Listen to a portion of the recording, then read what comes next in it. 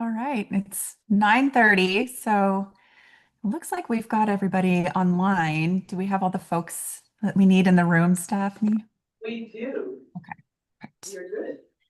All right, then I will bring to order the Oregon State Parks and Recreation Commission June meeting, business meeting. And exciting, this is our last one for a while over Zoom. And so our September meeting, we will be meeting in person, and which will be great to see everybody and everybody's faces. And we have some new folks who have joined the commission in the last, I don't know, 6 months. And hopefully I see one Sarah there who will be joining in the next couple weeks as well. And so we'll be able to get together again. But for now, let's go ahead and do a round of introductions. I'll highlight again, Sarah is participating just as a listener on today's business meeting. She has not been confirmed by the legislature yet, so but her nomination is up, and so she'll just be listening and not able to participate in voting today. But I will start out. I'm Liz Hill. I'm the commissioner from Congressional District 2, just in Glide, east of Roseburg. And I will pass it off to Betty. Morning, everyone. My name's Betty Izumi, and I'm the commissioner from Congressional District 3, and I live in the Portland area. Why don't you just go ahead and pass it off to whoever's next? Sure. How about Commissioner Perlow? Hi, good morning. I'm Dave Perlow. I'm a commissioner for District 1, which is the northwest corner of the state, and right now sitting in Beaverton, Oregon. I'll pass over to Commissioner Condor.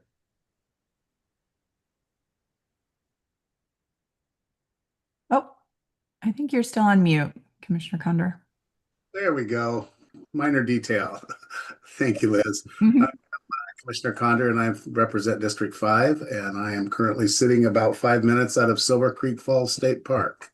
Lucky. With that, I'll pass it to Commissioner Stu. Hi, everybody. Stu Spence, Parks and Recreation Director, City of LeGrand, and on the commission representing people east of the Cascades. I believe Chain's in the meeting room. Yeah, thank you. Shane Graves, District 6 in the Salem area. All right. I think we got everybody. Do folks in the room want to go ahead and introduce yourselves? Yes, I'll start. Good morning, Stephanie Coons, the interim director for Oregon Parks and Recreation Department. I'll hand it off to Steve in the Coons. Good morning, everybody. I'm Steve Shipsey, and I'm counsel to the commission and the department. Good morning. I'm Suzanne Harpel, and I am the Human Resources Director. Good morning, everybody. J.R. Collier, Deputy Director of Central Business Services. Good morning. My name is Matt Rippey. I'm the Deputy Director for Field and Community Services. Good morning, Jamie Jones, Executive Assistant to the Director and Commission. Good morning, Katie Gauthier, External Relations Manager for OPRD. Wonderful. All we have. Awesome. Thank you all. Well, let's go ahead and kick off our agenda. So first up, we've got approval of the February 2026 meeting minutes. Hopefully folks had a chance to peruse them and make sure we don't have any changes. But if they are good as written, then we can go ahead and entertain a motion to approve them. I'll entertain a motion to approve the minutes. We have a motion from Dave. Can I get a second? Second. Commissioner Izumi. Okay, all those in favor signify by saying aye. Aye. Aye. Those opposed, no. Seeing none. So approved.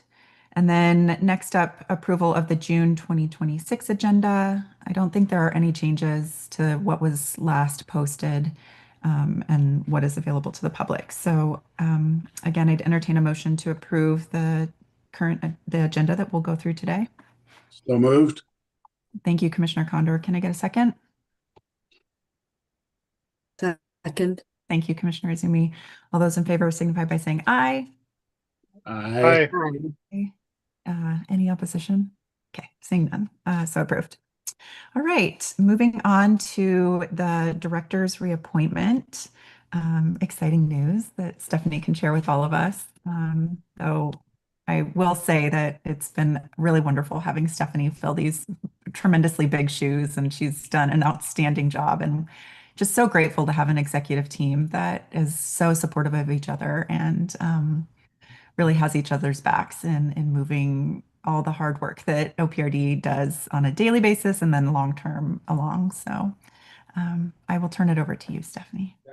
Thank you. So good morning, Chair Hill and members of the commission. I'm Stephanie Coons, the Director of Oregon Parks and Recreation Department. So today I'm bringing forward agenda item 1D, which is going to be an action item for the reappointment of the director. So just a little background, in December 2025, Lisa Sumption was appointed the interim director for the Oregon Department of Transportation, and it was effective January 1st through July 1st, 2026. So also in December 2025, the commission appointed me, Stephanie Coons. At that time, I was the Central Business Services Deputy Director as interim director for Oregon Parks and Recreation Department under Oregon's revised statute 390.127, which was effective January 1st to July 1st, 2026. So time flies. Yeah, I'm like amazing. So July is right around the corner. So the commission will need to reappoint Lisa Sumption as director effective July 1st, 2026. So I would return to my position as the Deputy Director of Business Administration. J.R. Collier would return to Deputy Director of Operations because he's now interim for Central Business Services. And then while this has been a significant change for OPRD, like literally, like this has been a really big change for us. Staff across the agency have stepped up tremendously to support one another, like tackling all the challenges with heart. They stayed focused and made sure that we did our best to serve Oregonians and caring for the special places we're entrusted with. This transition also allowed an opportunity for learning and succession planning. Talk about just dumping in for succession planning. We certainly did that. And staff just really, like Liz had mentioned, or Chair Hill mentioned, staff stepped up like professionals during this time to really support what we're doing. Staff are also excited for welcoming back Director Sumption. She has done a good job. We've taken what she's given us and we have been successful in doing it. And she's also happy with us too. And we'll make sure that we continue doing the great work for Oregon Parks and Recreation. So staff are requesting the reappointment of Lisa Sumption to the position of Oregon Parks and Recreation Director beginning July 1st, 2026, in accordance with state hiring practices. Thank you. Are there any questions or comments before we take a vote? No, you sure you want to give it up? It's bittersweet, you know, and it's been absolutely, what an experience. Yeah. It was probably the best job ever. It's a good agency. It has a great purpose, and the staff here are just amazing. And I couldn't have done it without them. Yeah. So I'm glad this is done. That's special. Commissioner Izumi, I see your hands up. Yeah, I just wanted to acknowledge all the great work that Stephanie did during this time, and your staff as well. The OPRD staff has been amazing, but it's just been a really tough year all around, and I just really feel like the transition was seamless, and I feel like we got a lot done during that time. So thank you for your service. And yeah. Wonderful. Yes, thank you all. I'm sure you're all going to be grateful though to have Lisa back too, especially going into the 2027 session. All right, so I would entertain a motion to reappoint Lisa Sumption to the position of Oregon Parks and Recreation Department Director beginning July 1st, 2026 in accordance with state hiring practices. So moved. Okay, was that Commissioner Chain? Sorry. Yeah. The owlet or owl, whatever it is, doesn't move fast enough. All right, I'll entertain, is there a second to that motion? Second. Commissioner Perullo, thank you. All those in favor signify by saying aye. Yes. Aye. All those opposed, no. Lisa's stuck with us. She's coming back. All right, that's great. Let's move on. Katie, is there any public comment that has signed up for today? No, we did not receive any written or oral requests for public comment today. Okay, great. Then we can move on to agenda item 3, the director's update. Back to Stephanie. Thank you, Chair Hill. Members of commission, Katie is going to give us an update on the OPRD revenue work group. Great, thank you, Chair Hill, Director Coons, members of the commission, Katie Guthier. Here just with a brief update on the revenue work group. We talked about it a little bit yesterday. This is a revenue work group to develop strategies for long-term financial sustainability of Oregon State Park System. It's co-chaired by Chair Hill and Representative Emerson Levy, who's the co-chair of our Ways and Means Subcommittee. It includes 4 legislators, business, community, and nonprofit leaders, and it's a work group that's advisory to the director. The first meeting was focused on just a description of the agency, our budget challenges, helping everyone get a basic understanding so that we can move forward. We'll have future meetings that will cover revenue opportunities, partnerships, agency operations, and then all the deferred maintenance issues. So we plan to have recommendations in the fall, and we'll share more about the process moving forward. And Chair Hill may have more from that first meeting. No, it was a really wonderful meeting. I mean, I think it lasted 3 hours and we had great and bipartisan engagement. Some really helpful input from stakeholders around the state who have worked on a number of different, either through the hotel business or in park management. And so just the first meeting was really kind of understanding OPRD and our budget and where we get our revenue and kind of laying the ground for folks who aren't as familiar with the department. And then we'll move forward with brainstorming and coming up with ideas. And hopefully this will be a legislatively led proposal in 2027, should we have some ideas that stick. So we'll keep everybody updated, but promising stuff. So unless folks have more in-depth questions on that, I guess we can move on. Unless Director Coons, did you have anything else on your piece? Nope, Okay. I have nothing. We're moving right along. So we'll go back to Katie for the legislative update. Great.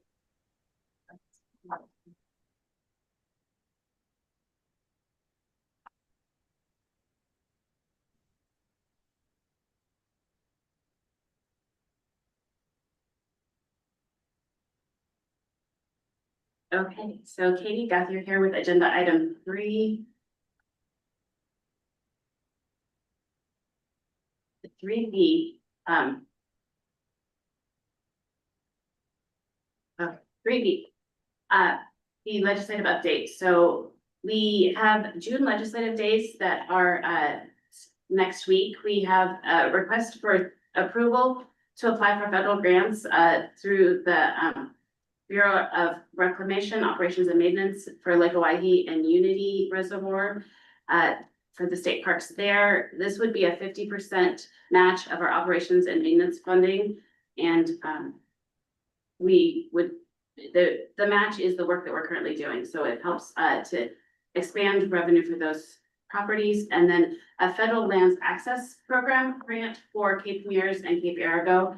These are grants where we have connect with federal property. So we're working in partnership with U.S. Fish and Wildlife Service for these properties, and would for Cape Arago, it addresses a culvert, and Cape Mears, it is some road improvements and access improvements to the property there.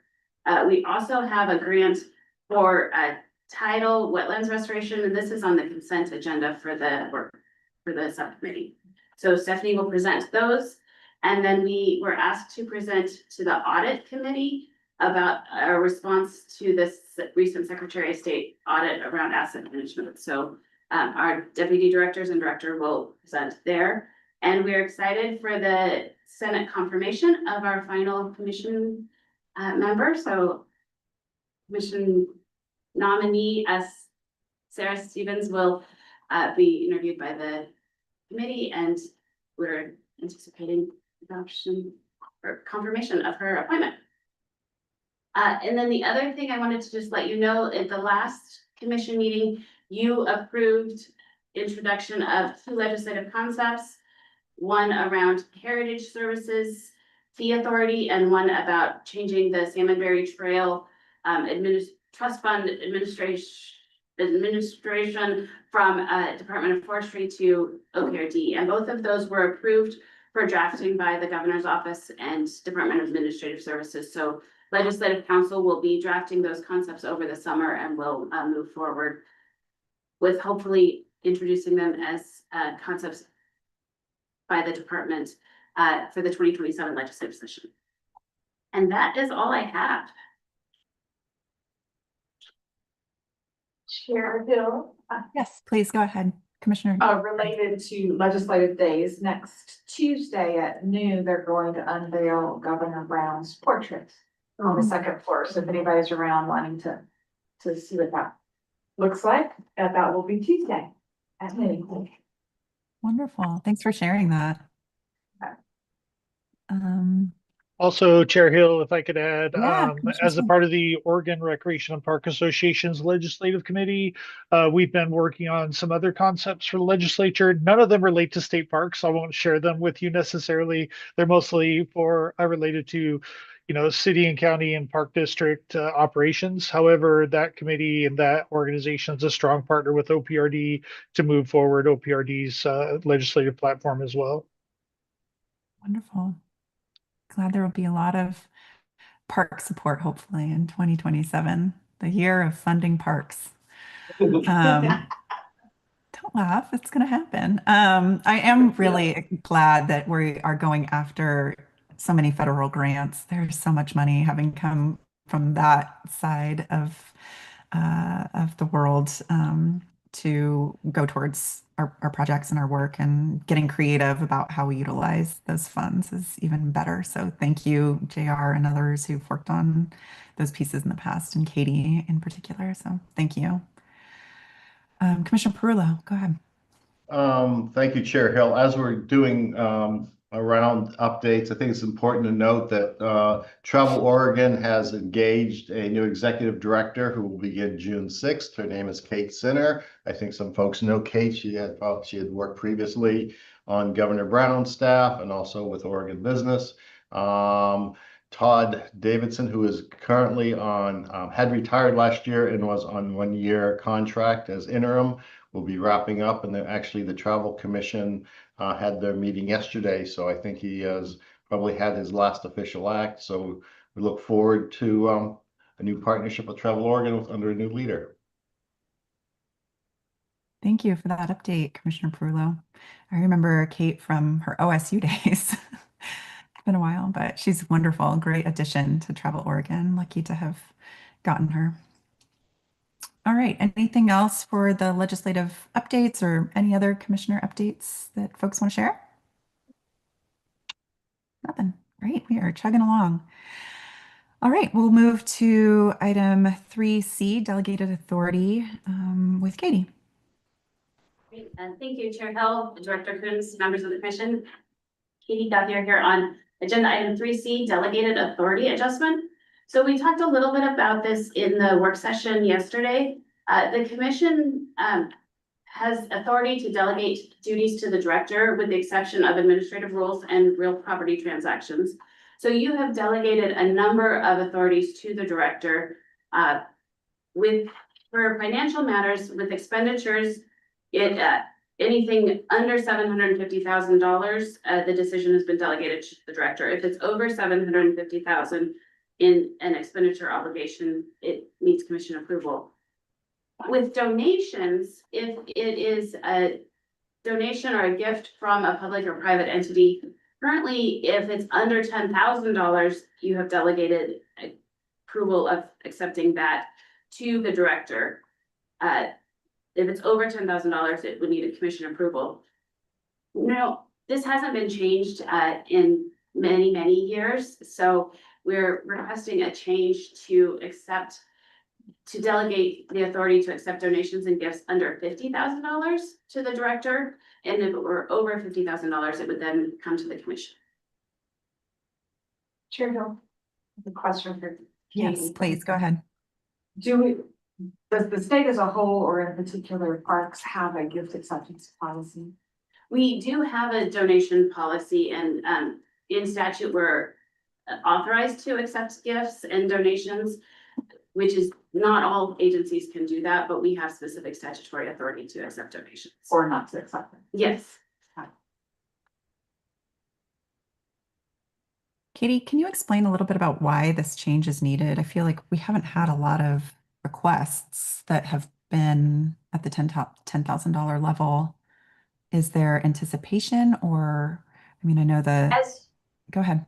Yes, so as Chair Hill, as we're working on increasing donations and looking at our strategy for additional donations and sponsorships, anticipating that we would seek more donations, we would like to not have the commission have to review every donation that's larger that we receive. So it's more anticipatory than it has been in the past. The reason why I asked about, sorry, about hang. No, go ahead, Commissioner Griggs. Yeah. About the gift acceptance policy, because at Oregon Community Foundation, one time I was gifted a pregnant cow. And it was just sort of like, oh my God, what are we gonna do with the pregnant cow? So, you know, the ability to have the ability to say no is fine. Yes, and even if you're delegating, there's still the director's ability to review any donation and determine whether it's appropriate for the agency and something that moves us forward and so there will still be a review process.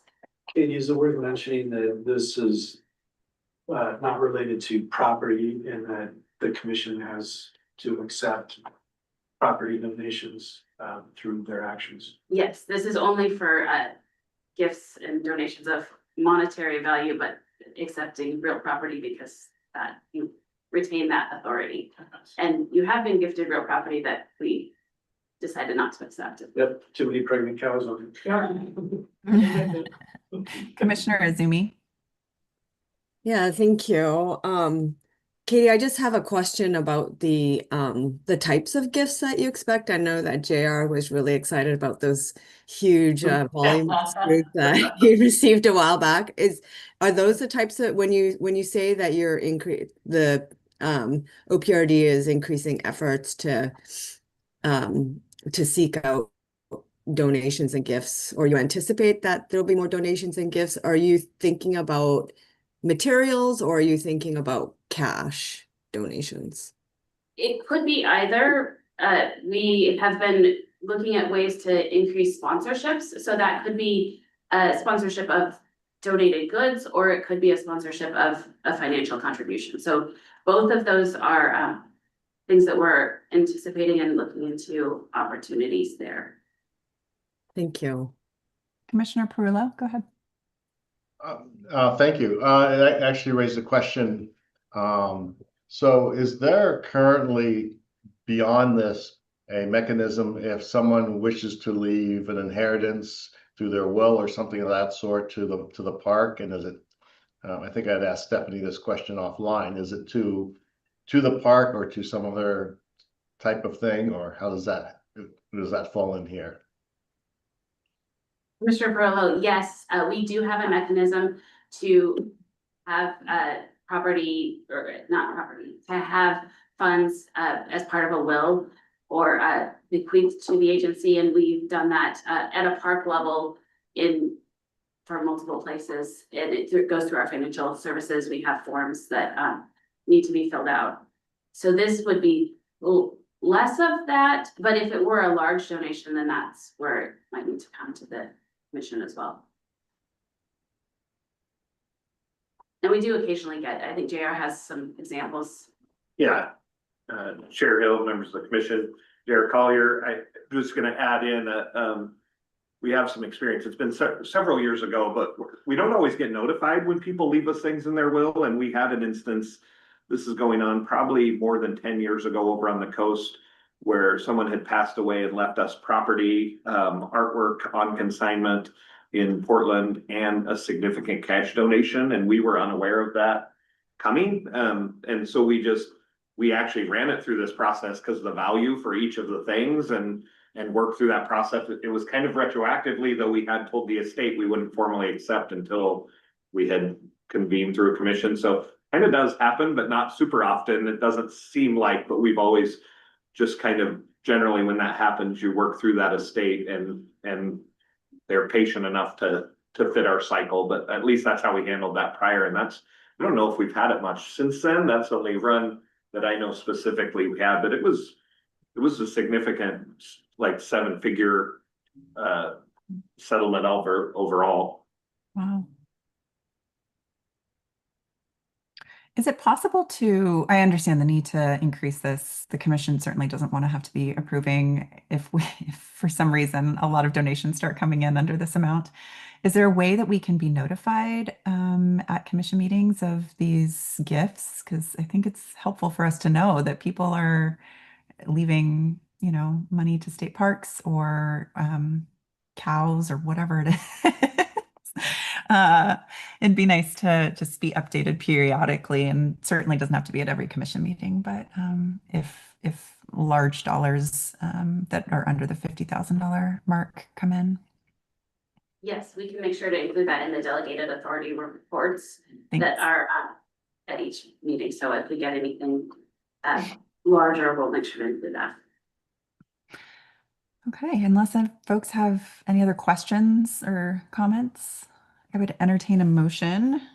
Let me read it so that you guys don't have to approve increasing the donation and gift amount delegated from the commission to the director from $10,000 to $50,000.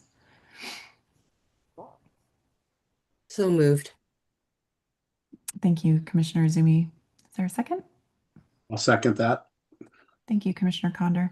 All those in favor signify by saying aye. Aye. Aye. All those opposed, no. Seeing none, so moved. Thank you. Now we move on to agenda item 4, the budget.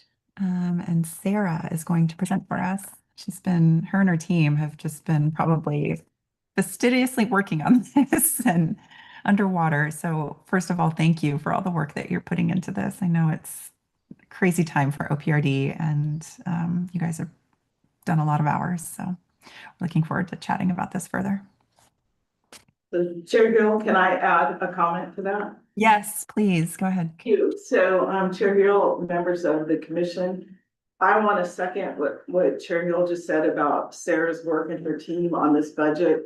I also want to kind of reiterate, I think it was Commissioner Izumi who said a lot of changes happened over this literally like the last 6 months or so. And it's not because of the transition of the director, but there's just been a lot going on. So this team has done a really good job of just really digging in and figure out how do we be sustainable for this next biennium and what does that look like? Because it was hard to gather that stuff. This process probably was a little bit different from when some of the commissioners were on or not. And I know there's some new ones.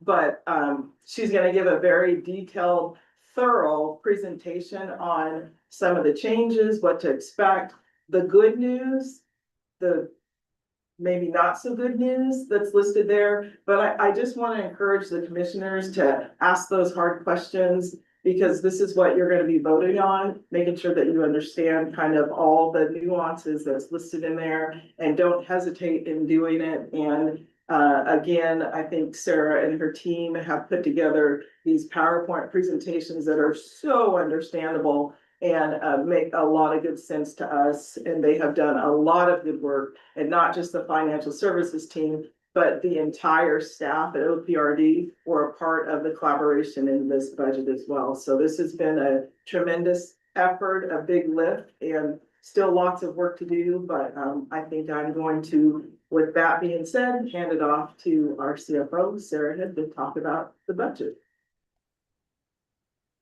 Thank you so much, Stephanie. I believe I'm sharing. Is that working? Yes. Strange on my end. Okay. As long as, so you can see my intro slide, agency request budget. Yes. Fabulous. Yes. Okay.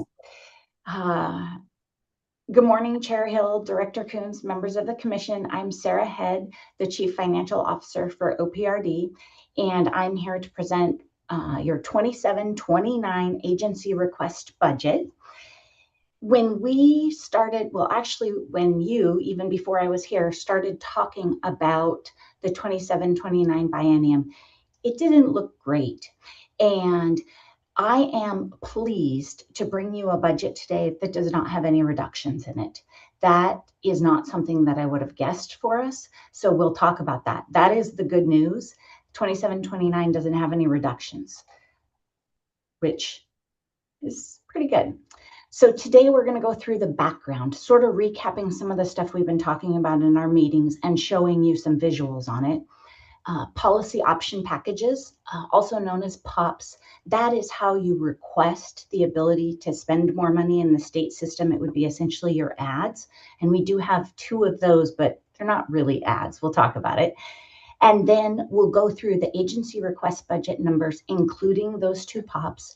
And then you'll have the budget for consideration to vote on. So first, we spent a lot of time in the last year talking about non-dedicated revenue and the revenue compared to the expense.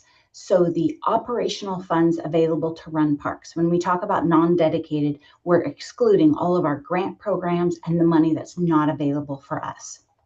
And what we were seeing was, just like everywhere else, significant increases in expense.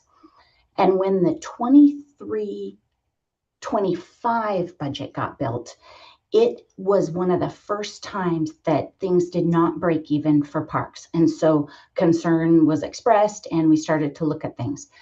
So this is what how it would have been. The lines are the expense. The blue is current service level.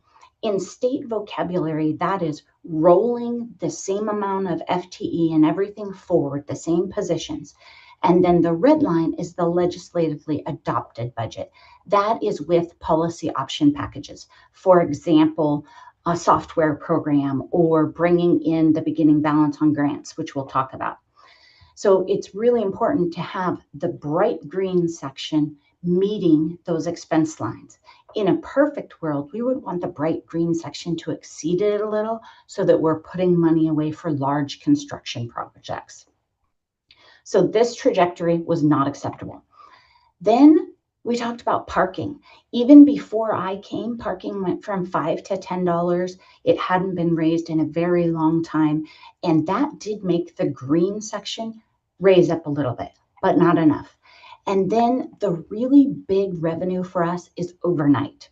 So a lot of work went into overnight. So if we go back down, you can see parking comes up. And then we add on overnight.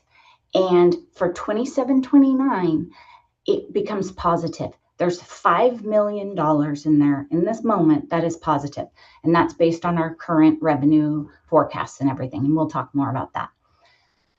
So this was very good news. We were not sure that all of our revenue changes would even get us to this situation. But then you can see when we look at 29-31, we have not resolved all of our issues. And when we look beyond that, it doesn't, we haven't solved all of our issues, but we did amazing work for 27-29.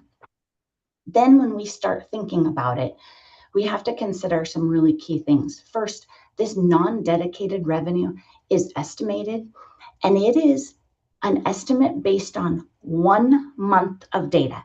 May of 2026 is the only sample that we have of all of the revenue changes in effect. So it's a very small sample to build our 27-29 budget off of.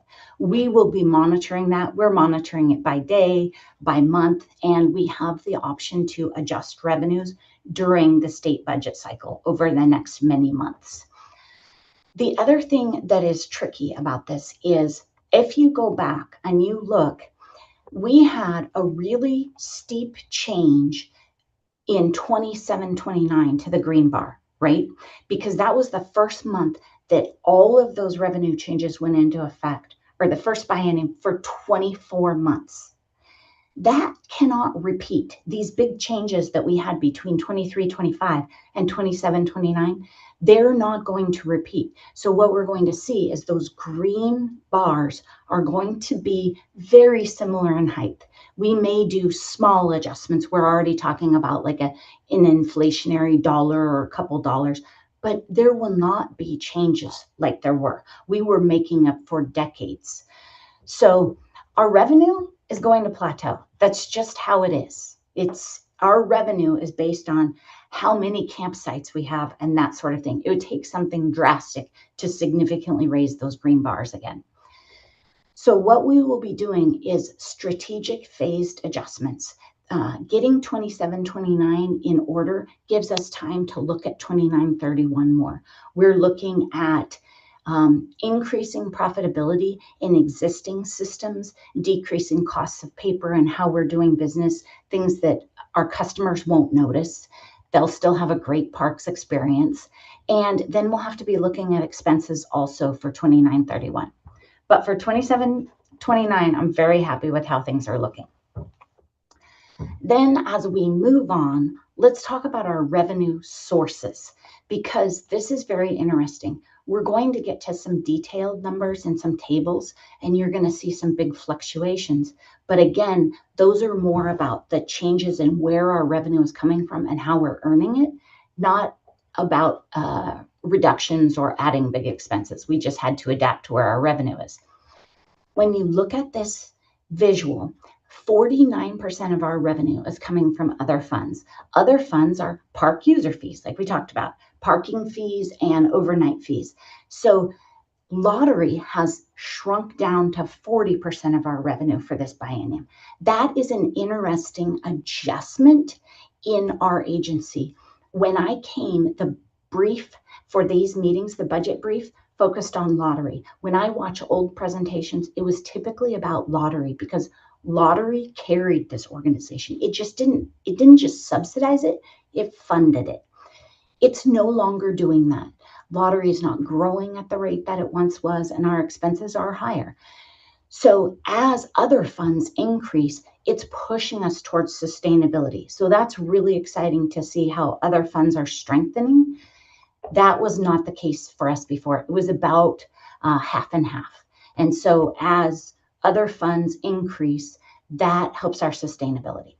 I don't expect it to jump up again, as I discussed, but I expect it to, if all goes well, continue to eke up just a little bit. Now, this visual is all funds, our total budget, including our federal funds also, which is grants. Then let's take a look at the non-dedicated part, because first we're going to look at the detail. So when we look at the detail of this, other funds is $185 million, and those park user fees, parking, overnight fees for using our facilities, $117 million. That's up significantly from the last biennium. And that speaks to the work that the commission has done and all of our park staff have done in communicating to visitors why we're making these changes and what we're trying to do for the long run and to keep Oregon parks beautiful. Then lottery funds, not much change here. It's not growing significantly, but it's not declining. And then federal funds were up a little bit biennium over biennium, and it's possible, based on Katie's presentation, that that may go up even more. Our agency has sought additional federal funds. And then general funds. Remember that when you see general funds for OPRD, it is debt service only. We cannot use any of that money to operate our parks. Think of it as a home equity line personally. You borrowed some money to do a capital investment, and you have to pay that back in the long run. Okay, now let's look at non-dedicated. So in non-dedicated, again, that's the part that runs our parks and that we can use to operate. 58% of it is other funds. So when you strip out big things like local government grant program and all of our other grants, ATV, and you look at non-dedicated, 58% of is other funds compared to 42% lottery funds. So that really shows you how we've strengthened those park user fees. That's the key to other funds. And when we look at it, yes. Go ahead. Commissioner Yeah, Hill go and ahead. members of the commission, I just want to make sure that we take a little bit of time, maybe in between the slides, to see if there are any questions, because this is a lot of information being tossed at you. So I want to make sure that we allow that space for it too. Thank you, Thanks. Dr. Coons. Any questions at this point? Maybe once it's all absorbed in, folks will have some questions, but yeah, please continue, Sarah. Okay, thank you. So here, park user fees, 112 million. Again, very significant revenues. And, you know, that's generated by the work that our staff and parks are doing, even right in this moment. Then lottery, on the lottery side, Measure 76, as we've talked about numerous times in these meetings, generates 108 million, and the 108 million is the part that is for parks to use. So we've already removed the local government grant program amount when we're talking about non-dedicated. And then interest and some other things on each side. So now we're going to talk about policy option packages. In better times, there might be all sorts of policy option packages. We are just grateful to have this status quo budget as it is. So our policy option packages are a little bit unusual. This one is grant carryover. So what happens is each biennium you have to bring in the ability to continue the grant spending that you didn't finish from the biennium before. So in this biennium, we have granted funds to cities, counties, others, and they have not submitted for reimbursement yet. So this is how the legislature gives us the authority to continue those grants in the next biennium. So we're just getting the authority to spend money that we have specifically for these grant programs in addition to the current biennium grant. And there was a significant change in Measure 76 and the amount that goes to OPRD for operations several years ago. We've discussed that quite a bit. That change caused this number to be very large. This is larger than it would probably be in normal times, and it will probably kind of settle back down so that the grant carry forward isn't quite so large. Maybe depends on how easily everything's flowing and how timely people turn in their reimbursements. So that's our first policy option package. It's $53.8 million, very large, and I'll show you which division that gets added to when we get further into the slides. Then the next one, this is 3 software packages, which you're probably fairly familiar with. Rec Hub, also known as Recreation Hub, is our reservation system. And Heritage Hub is a platform that we would like to put together to serve the heritage programs. And it may potentially down the road have some fee revenue associated with it. And then asset modernization. As you discussed earlier, our Secretary of State audit for assets showed some weaknesses. And so we are considering a system that would be more agile for our parks and allow them to add data on the move, possibly, and that types of things. And that was already under consideration. So we're moving along on that too. The sum of all of these is 2.9 million. Now, I'd like to speak to Recreation Hub because some of you who have been around know that we had a policy option package for that last biennium. This is not an add to that policy option package. What happened was procurement was performed and OPRD was unable to reach a contract with a vendor, so we had to throw it out and start over. And the number is different because the project has been evaluated and we don't think we need additional limitation of 2 million. So that's why it's just a little bit over 1. So if you're wondering, it's not an ad, it's just the same project. And again, we have to ask for the ability to spend extra money on it. Thank you for explaining that to folks, Sarah, because I think there are new commissioners who weren't aware of that previous change and the hiccups that went in terms of trying to move forward on that. So appreciate that. Absolutely. And those of you who have been around might have been wondering why more, but it's not more. Any questions on the policy option packages?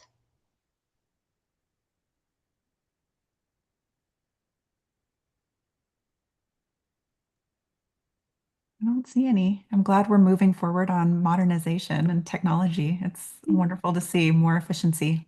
Yes, that is our hope. Okay, now we're going to go through the expenses and we're going to look at each division. You could also call them departments. They're probably groupings that you're familiar with in our agency. So the first one is the director's office. That's 1% of our expenses, and it's 2.4 million. That also includes Office of Outdoor Rec, which is a legislative grouping, and it is in the director's office. So that makes those expenses look a little bit higher. Then we move on and we see central services, also known as central business services or administrative services. This is back office type people like me, IT, procurement, communications, the systems that keep things running in the background. And we also run debt service through our department. So you could see 56.7 million is the actual budget for the departments, and then the debt service flows through here. And that's 17% at 70.9 million. And then next, this is always a fun one, park development. Park development is new properties and also capital work on existing properties. So the 1.9 million for park acquisitions, that is just the roll forward of the prior biennium number. And then facilities construction and maintenance at 24.6 million. And you may be wondering, where is Abaquah? The money that we received in short session is not shown in this budget. It's a separate general obligation capital budget. So these numbers were not impacted by short session for that park or that location. And then the other money you may be wondering about if you've been around for a while is we had 2 issuances of general obligation bonds for capital to spend on our parks. It was 25 million and then another 25 million. We have completely spent the first 25 million, and the second 25 million would be wrapped up in this current biennium, 25-27. So we won't have those extra capital resources to fall back on. Okay, now the big one. This is where the magic happens. Direct services. This is direct services to our customers and visitors. So parks, we also call it operations internally. Park experiences is 169.1. And then we have trust and dedicated. And trust and dedicated is, it could be something like a specific business program where the revenue for it posts there and then they buy the expense items for it. So that revenue is in some way dedicated or restricted to a certain aspect, but it is part of parks. Then the next one is a really big one too. This is community support and grants. So this is where grants and ATV and some of these local government grant program and ATV and some of the other grants. This is where they live.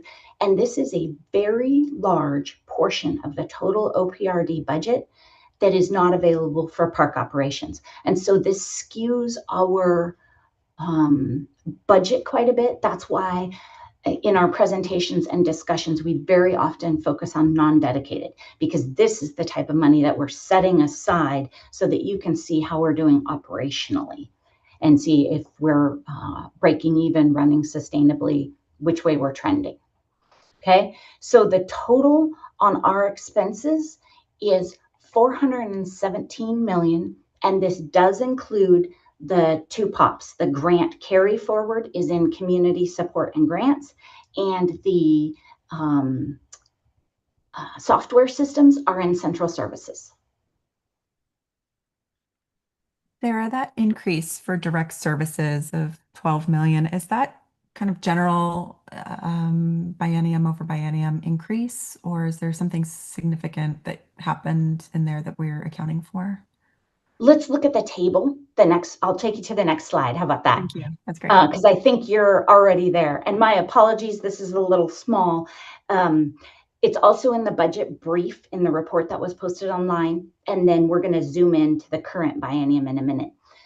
Any changes that you see in this table are either due to the policy option packages or COLAs and inflations, basic costs. There are no other additions because the state budgeting practice is very transparent, and those would require policy option packages.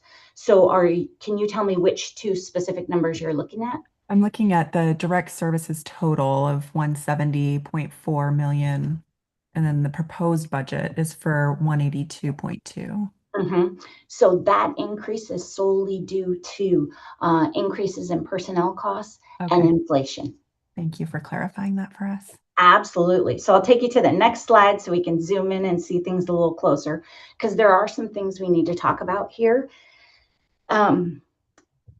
As we built our budget and we talked about how other funds is getting stronger and lottery funds isn't keeping up with our expenses, we have traditionally built our budget so that, I'm going to use me as an example. My labor costs are half and half labor between lottery and other funds. Now we're shifting. We're shifting so that the final numbers when we put together this budget, I'm probably 65% lottery and 65% other funds, and 35% lottery. So we're leaning. So what you see here in these year over year or biennium over biennium comparisons, some of what you're seeing is we had to move the expenses between lottery and other so the budgets would work. And that has been a common practice in OPRD to shift those slightly each biennium. But this was a very large shift because, number one, we didn't make a shift at all last biennium. So we pushed lottery down as low as I'd like to see it go, I think, by the time this biennium ends. So we needed to lean into other. And we will review that each biennium as we're watching how our revenues come in. So that's why you see this 33.1 million decline in lottery funds. It's not that lottery revenue went down, it's that the lottery beginning fund balance went down. Okay, and then right next to it, you see the other funds balance going up quite a bit, the 57.5 million. And that's because those two revenue streams are changing their volumes pretty significantly. Other funds is coming up. So in 25-27 right now, we're spending down our lottery fund balance quite a bit. And then we're going to lean into other funds more next biennium to let that recover a little bit. We need to be sure that on the lottery side, we can adapt to any volatility that comes up in the forecast during the biennium. Because during short session, we did get adjusted a little bit for a decline in lottery. And we want to be sure that that doesn't affect our operations. And we have that fund balance, your savings account, to adapt to that if the current biennium revenues don't come through quite right. Okay. So yes, please go ahead, Commissioner Griggs. So forecasting for future biennia, do you rely on the lottery projections to come from lottery? How does that work? I mean, do they call you up and say, hey, Sarah, it's going to be about a biennia, or how does that work? That is a fabulous question. Each quarter, the state release a new forecast, and the lottery forecast is part of that. And our revenue analyst grabs that the minute it hits the internet, if not before sometimes, and starts looking at our budget and our numbers and figuring out how that compares. So we do use the one directly from the state. And right now, this one is built on the most recent, but the final budget will be built on the one that comes out in spring of 27. So the revenue will be adjusted for updated lottery forecast. And then we will also have the ability to update our revenue based on what we're seeing in other funds from our parks. Great question. Go ahead, Commissioner Perullo. Hi, Sarah. How are you? Thank you for your hard work. A couple quick questions. One, understanding that cost of living is really going up. I mean, so what's like the COLA change, and is there significant FTE count? That's my first question. From one year to the next.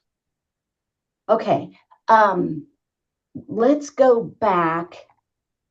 The COLA changes, I don't remember off the top of my head, but they have been rather large. And the FTE that we have, the FTE itself did not change, but the cost of it, of course, right? And we do have significant FTE. I think it's 600 and something off the top of my head. I should know that. Okay. Okay. So when you look at, my apologies for doing it this way. I didn't mean to make you unwind it. No, it's okay. When you look at the percentages in these for growth rate in the CSL, the blue line, Yeah.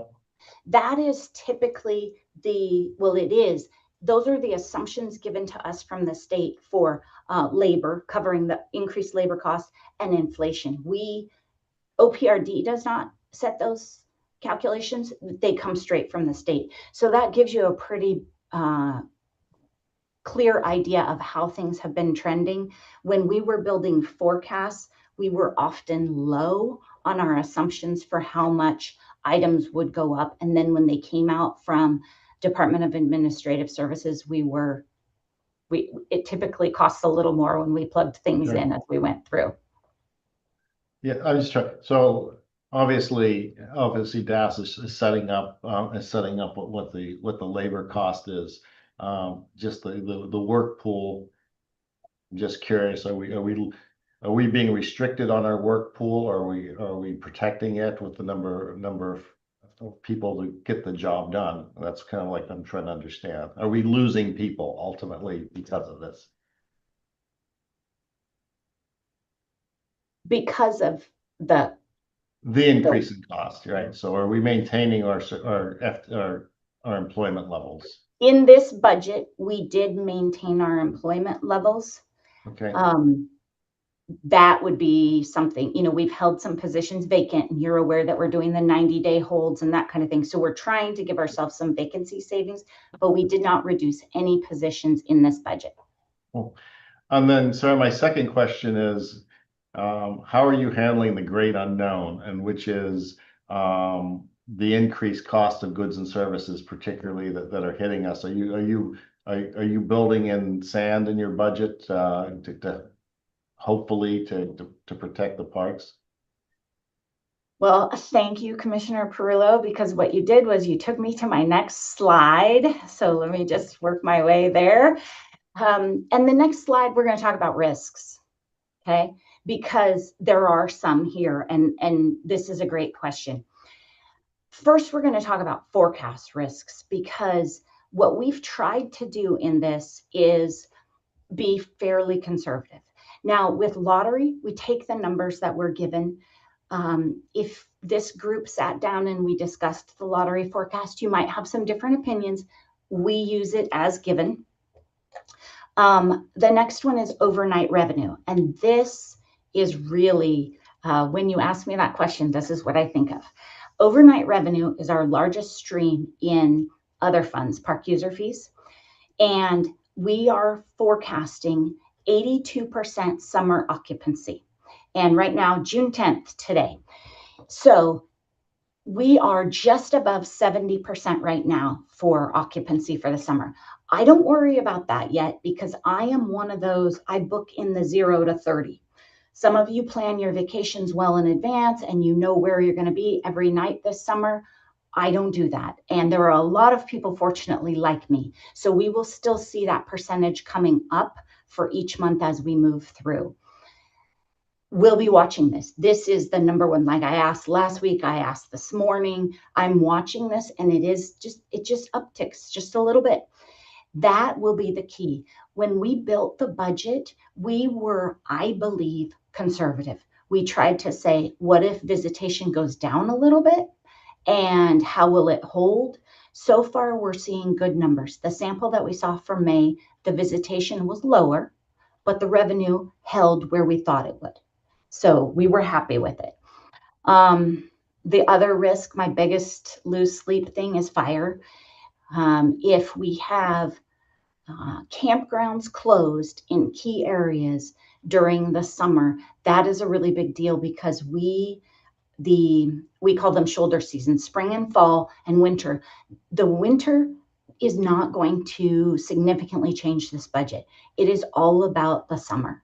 The summer is the key driver in how this works, and summer overnight. Then the other thing is macroeconomic factors. We've been watching gas prices and looking at overnight and occupancy and how is it holding. It seems very, traditionally, we've been a substitutable product. So if you were going to take your family to Maui, but the flights got too expensive, you might come to a park and get a cabin or a yurt instead. You might camp, you might bring your RV. So there are people who switch to come see us when the economic factors are changing. So there are these issues. Then the other thing that is a little bit scary to me and is a big risk for us, and we've talked about in some of these meetings, is maintenance and repairs, right? Deferred maintenance. We need to be able to keep our sewer and our water and our electric running, to keep our overnight camping running. If Mother Nature is good to me, I think this budget holds, but we will be watching it all the time, constantly. And we still do have time to change it before it goes through the legislature based on what I'm hoping to see is increased revenue. Perhaps we were too conservative, but I won't know that for a while. Thanks, Sarah.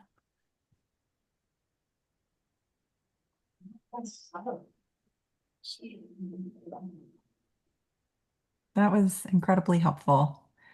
And as always, explained in a way that we can all understand it. These are complicated issues and complicated numbers. And yes, and you always explain it in such an easy way. So thank you. Thank you so much, Chair Hill. And I hope that I was clear. This budget came together very well based on the work that staff did. And I'm glad that we didn't bring you the budget we thought we were going to bring you. Yes, we are too. I think we were all bracing ourselves. So thank you. This is incredible work that everybody has done to get us to this place. And hopefully we don't have any surprises along the way. Commissioner Perillo, go ahead. Thank you. Just a procedural question. If surprise, surprise, we actually outperform revenue and things of that sort, which is what we're all hoping for. Are there any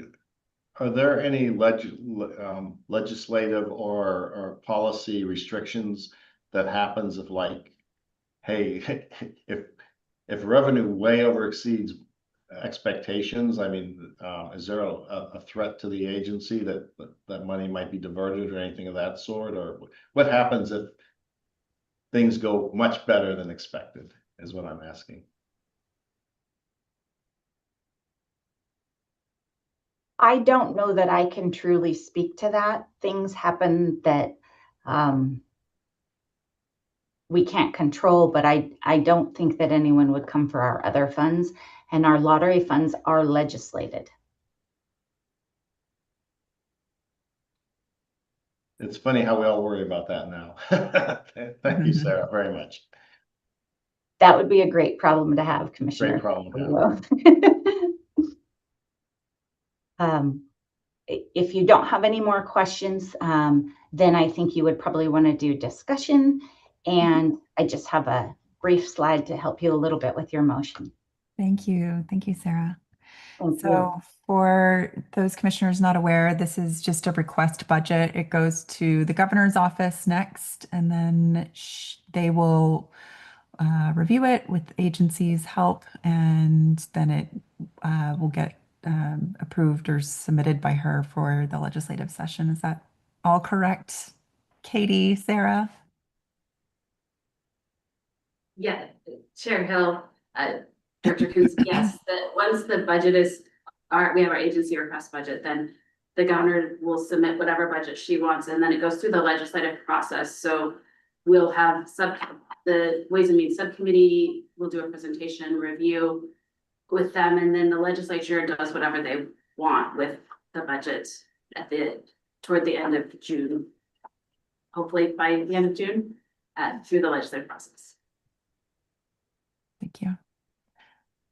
So I would entertain a motion to vote on approving the agency request budget. I move approval of the 2027-29 OPRD agency request budget as proposed, including the 2 policy option package. Thank you, Commissioner Griggs. Can I get a second for the motion on the table? Second? Thank you, Commissioner Zumi. All those in favor signify by saying aye. Aye. Aye. All those opposed, no.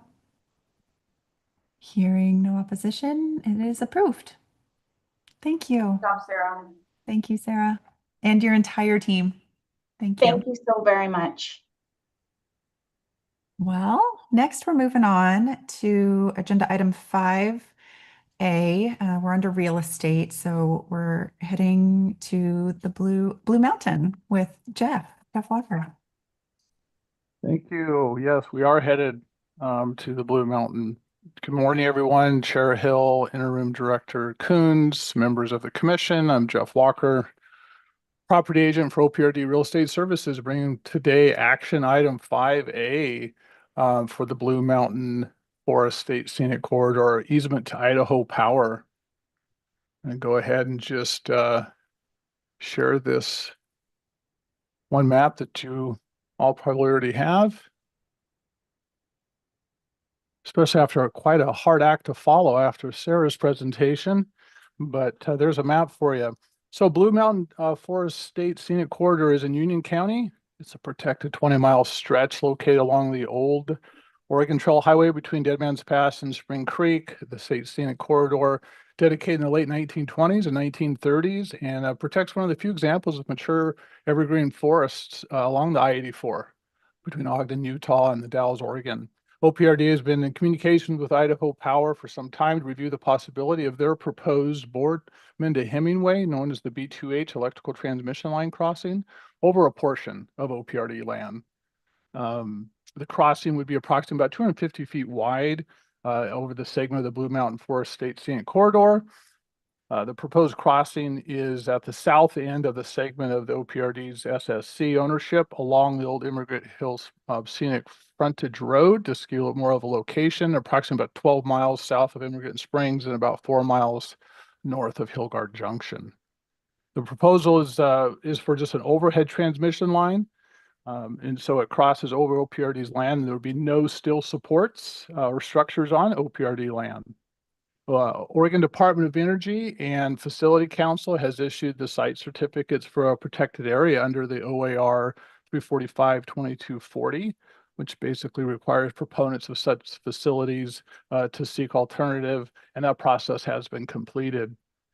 It was expressed and decided that from an aesthetic perspective, the utility crossing discreetly placed would be less intrusive here than any other of the possibilities that were discussed.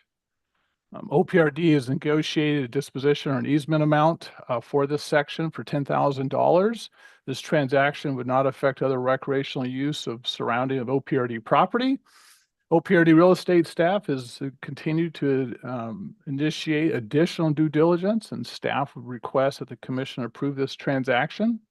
The information on this April of this year, and an action today request specifically is, of course, to approve this this easement disposition of the identified parkland via the Idaho Power Easement Deed document, and authorize the OPRD director to sign all necessary instruments affecting effectuating this transaction.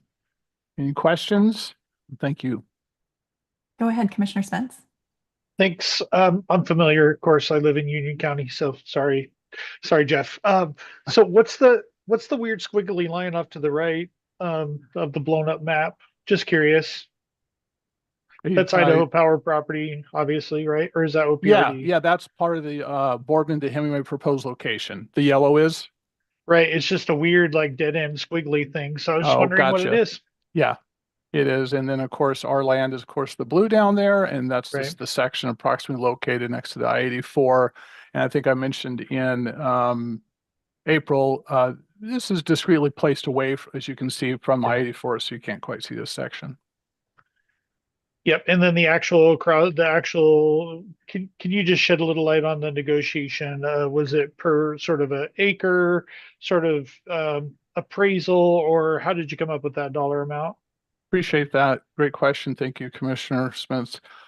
We actually had an appraisal done quite some time ago last year, and it came in lower than that. But after talking within our staff, negotiations within real estate, and talking within others, special subject matter experts within OPRD, and looking at what this would look like over there, and talking to some of the staff within real estate, and then talking to Idaho Power, we felt like the appraisal value was a little bit low. It didn't really take into that view shed aesthetic appeal that we were a little bit concerned about. What is this going to look like? Are you going to deter from anything that we all appreciate over there?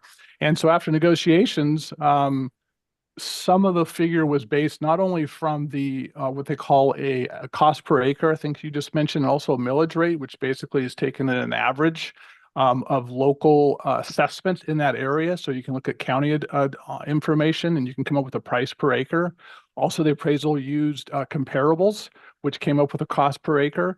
And it appeared that it just be a little bit low because they did not have the exact data that we have in this situation. So in other words, some of the comparables in the other county properties that had a price per acre seemed to come in a little bit low because they didn't quite have this exact situation, which is again, state land and have an overhead property transmission lines over a 250-foot wide section.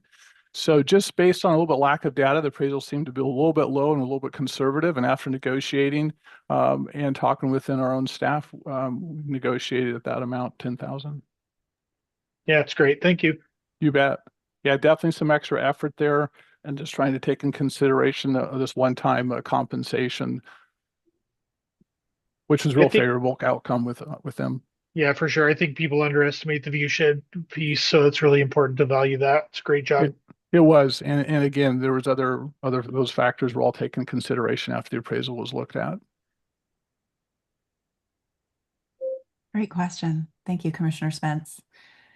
Any other questions or comments for Jeff?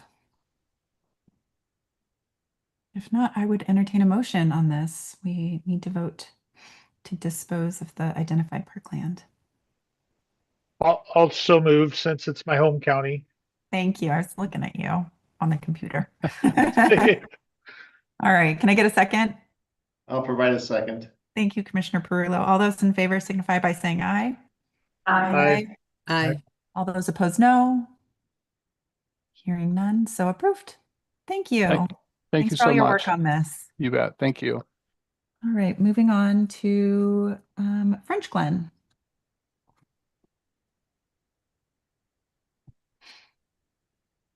Good morning, Chair Hill, Director Coons, Commissioners. I am Tabitha Henriksen with OPRD's Real Estate Services team.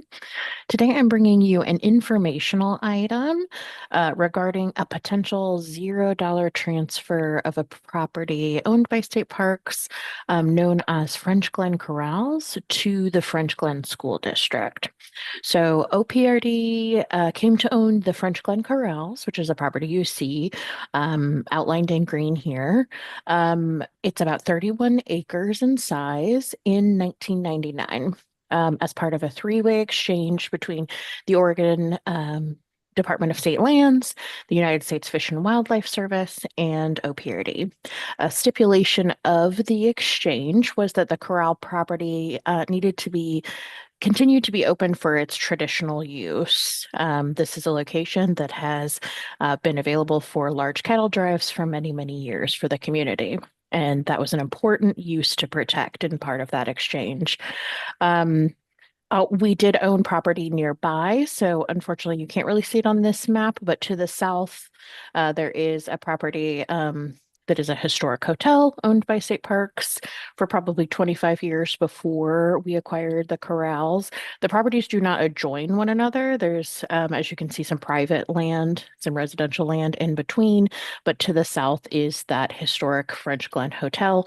And when this was acquired, this became part of the larger state historic site here at French Glen.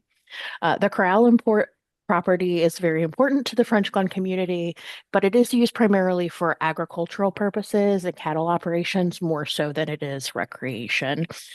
Since this use differs from OPRD's core mission, we've been exploring different possibilities about transferring this property to an owner that could keep the property available for that historic use during cattle drives, but also understood and would protect it as a community resource and understand its importance. We've engaged in discussions with several different parties, including Harney County in the last few years as potential stewards of this property. But in 2022, the French Glen School District initiated conversations expressing their interest. We are still conducting our due diligence towards a possible transfer at this site. I am curious if there are any questions that I can now address. Anybody have questions on this one? This has come before the commission a few times as various information and back and forth. So I'm not sure if some of the newer commissioners have any particular questions that maybe I know the answer to that others don't. Is this just land? There's no buildings involved in this? There are the corral structures themselves. They've been looked at by the State Historic Preservation Office and determined to not be historic structures, but there are, as you can see in this north part of the property, actual corrals, but no covered structures that I'm aware of. The majority of the property is just empty land. So this is where that round barn is? Is that No, this is not the Pete French Round Barn site.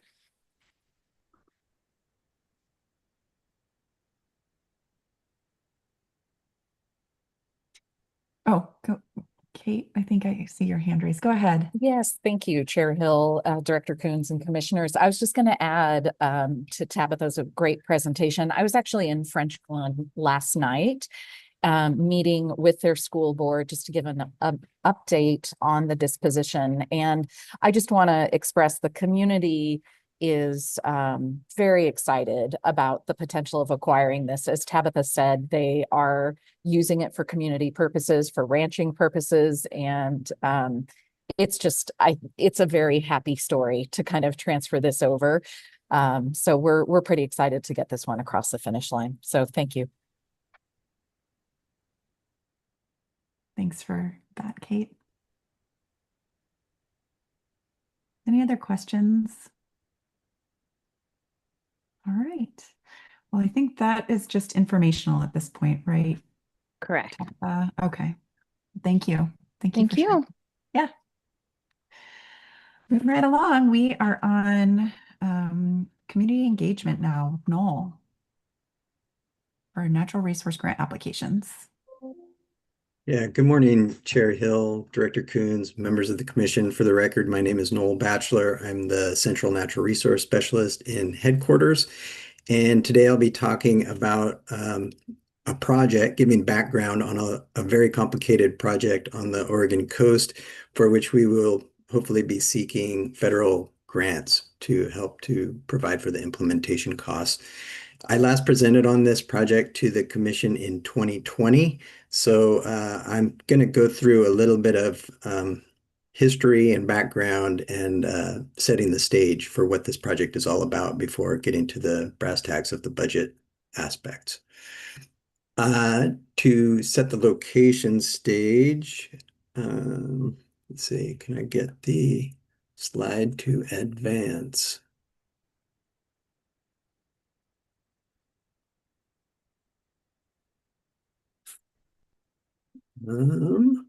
Okay, there we go.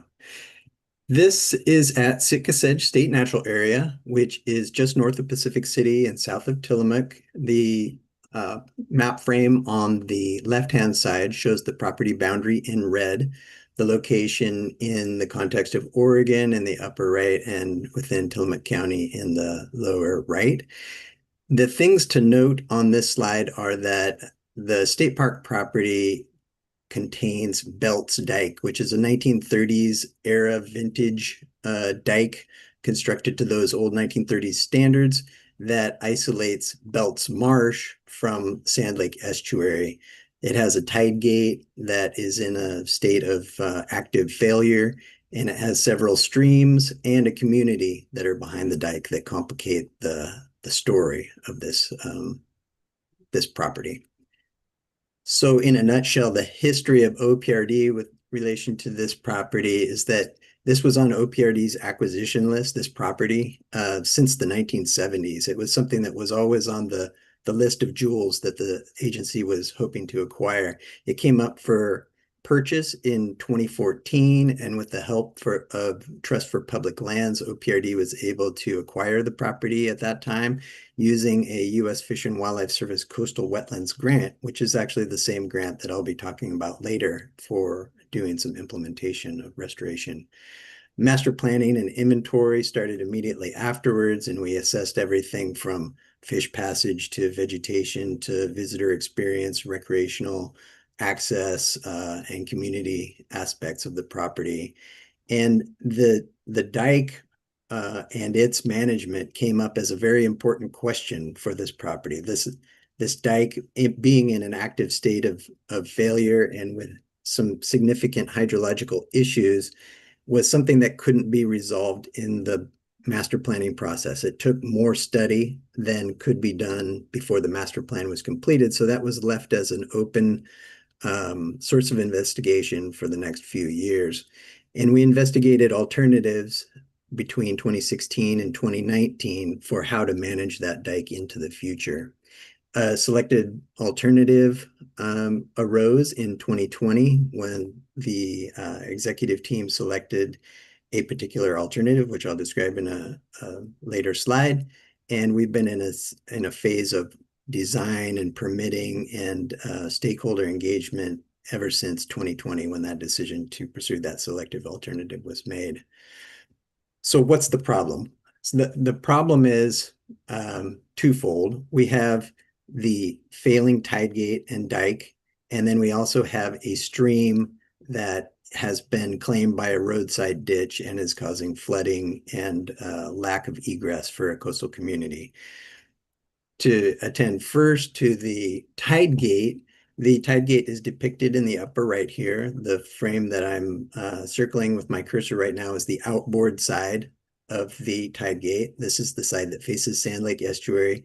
It has a top hinged tide gate flap, which has no boards left on it. So originally this tide gate would have had boards on it that prevented incoming tides from entering the marsh behind the dike, which would be a total fish passage barrier.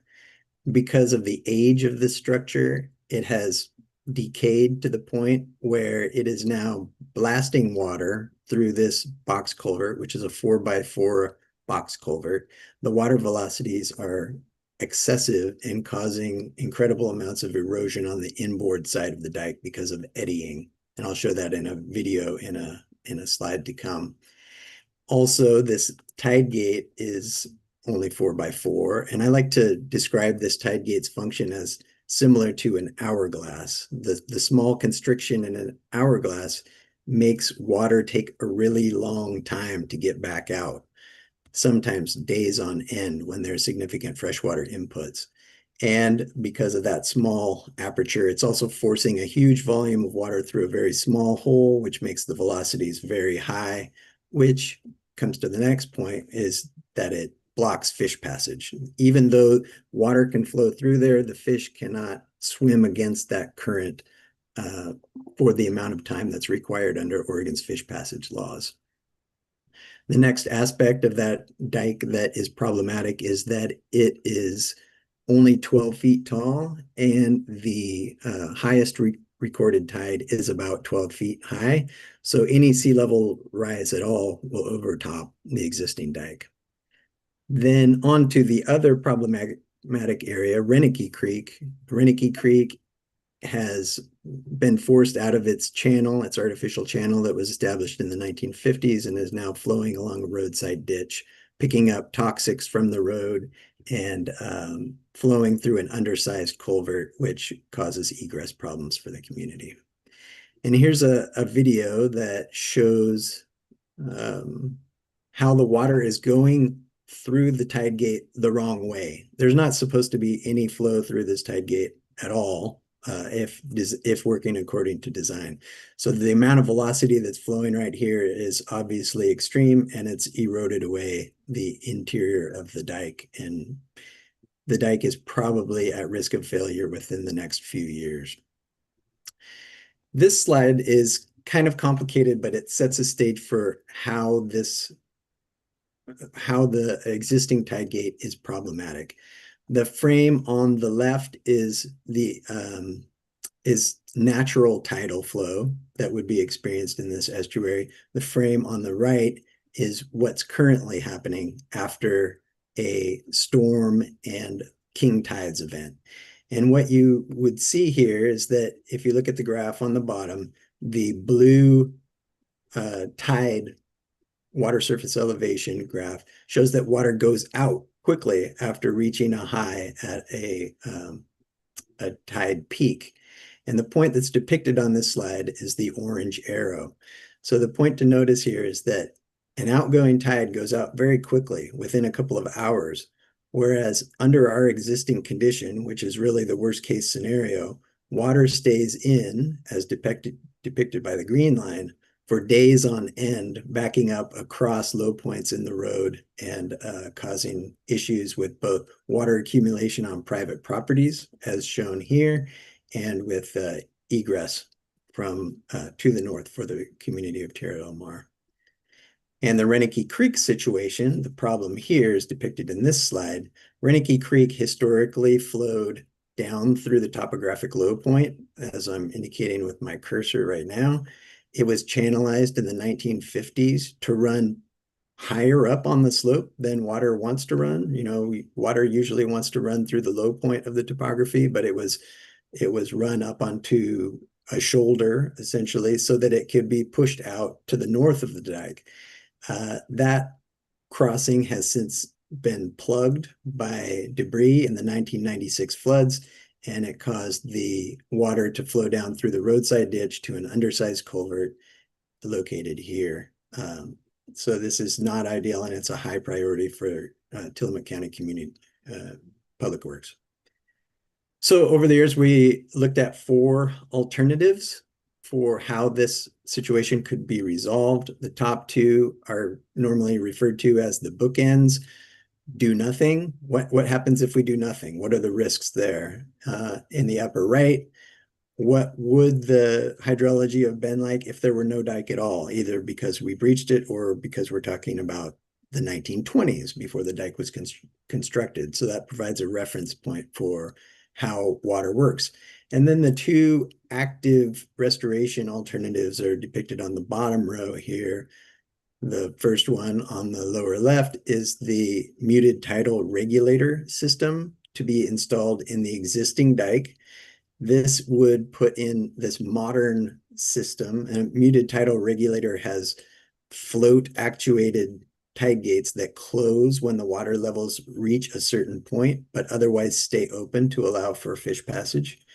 And the other alternative is to replace the function of the existing dike with a setback dike closer to the community of Tierra del Mar to allow restoration of 80% of the marsh that's inside the historic dike, to breach the existing dike and place a pedestrian bridge across it. The setback dike would have a muted tidal regulator in it to prevent tides from reaching the community of Tierra del Mar. So just to compare and contrast amongst these alternatives, the no action alternative had no benefits whatsoever. It's the worst case scenario and poses the most risk. Dike breach would be the best alternative from an ecological standpoint, but it would put water on private property and was a non-starter, and not OPRD wasn't interested in that alternative except as a reference point for comparison. Modern tide gates in the existing dike, you could call this kind of a band-aid approach. It'd be putting a muted tidal regulator into an undersized and failing dike.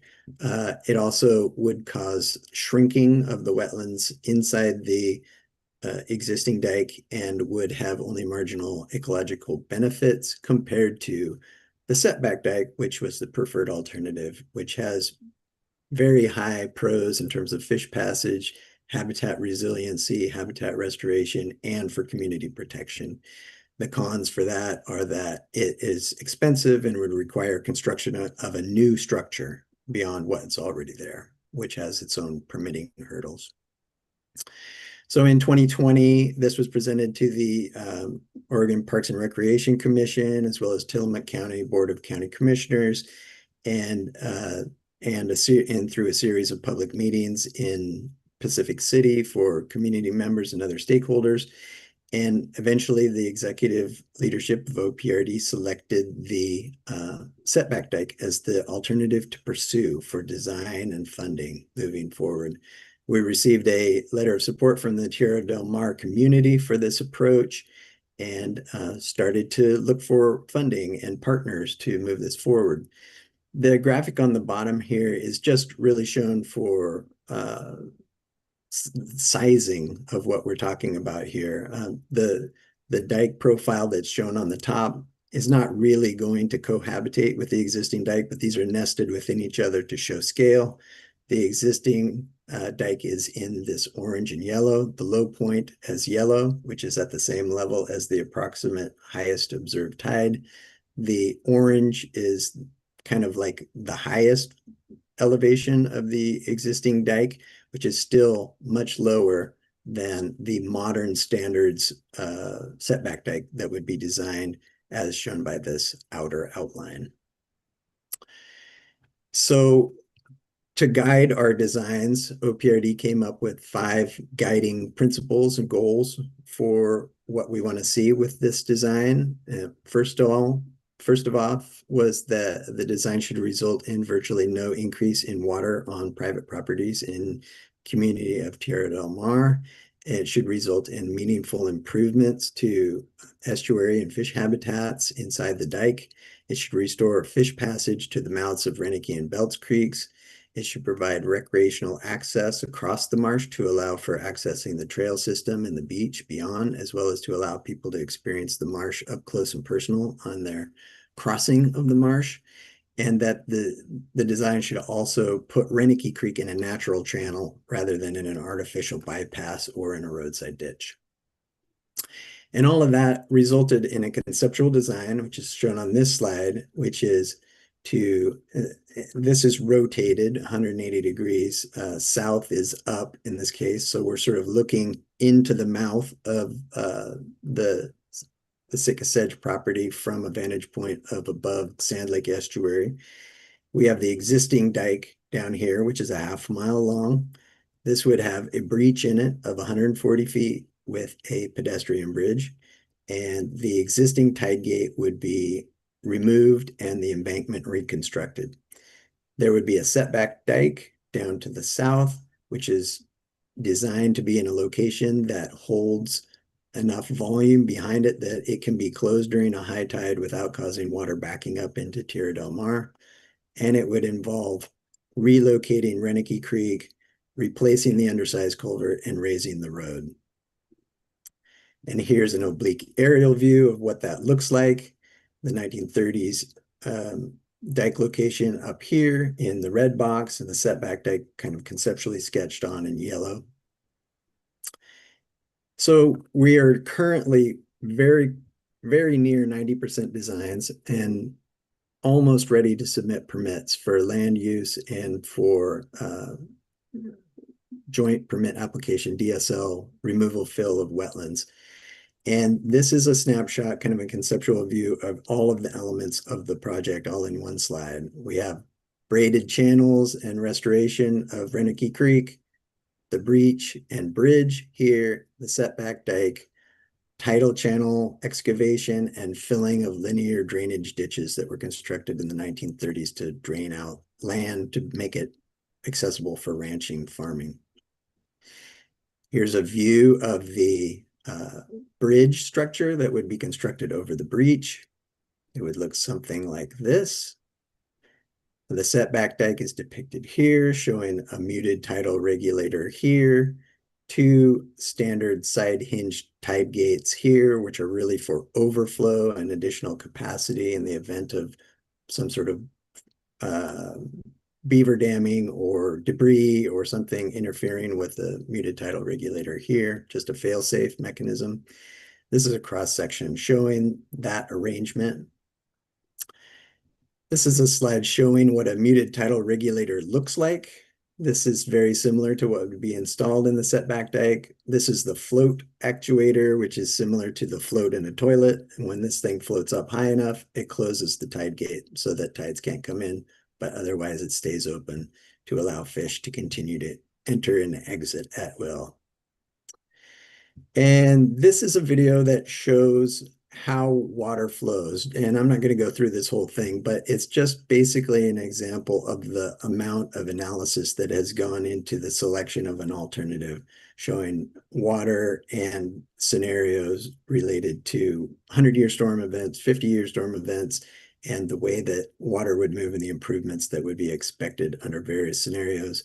I'll move it up to a 100-year storm event coinciding with a king tide. And this is really where the setback dike shines in protecting the community. As you can see, the existing situation floods up into private property and stays there for days on end, while the setback dike that has been designed over the last 6 years allows water to drain out with every tide cycle, except for a little skiff of water that holds behind beaver dams that are already in place here behind the dike. And this slide just shows some ditch filling and tidal channel excavation that are a prominent portion of the project.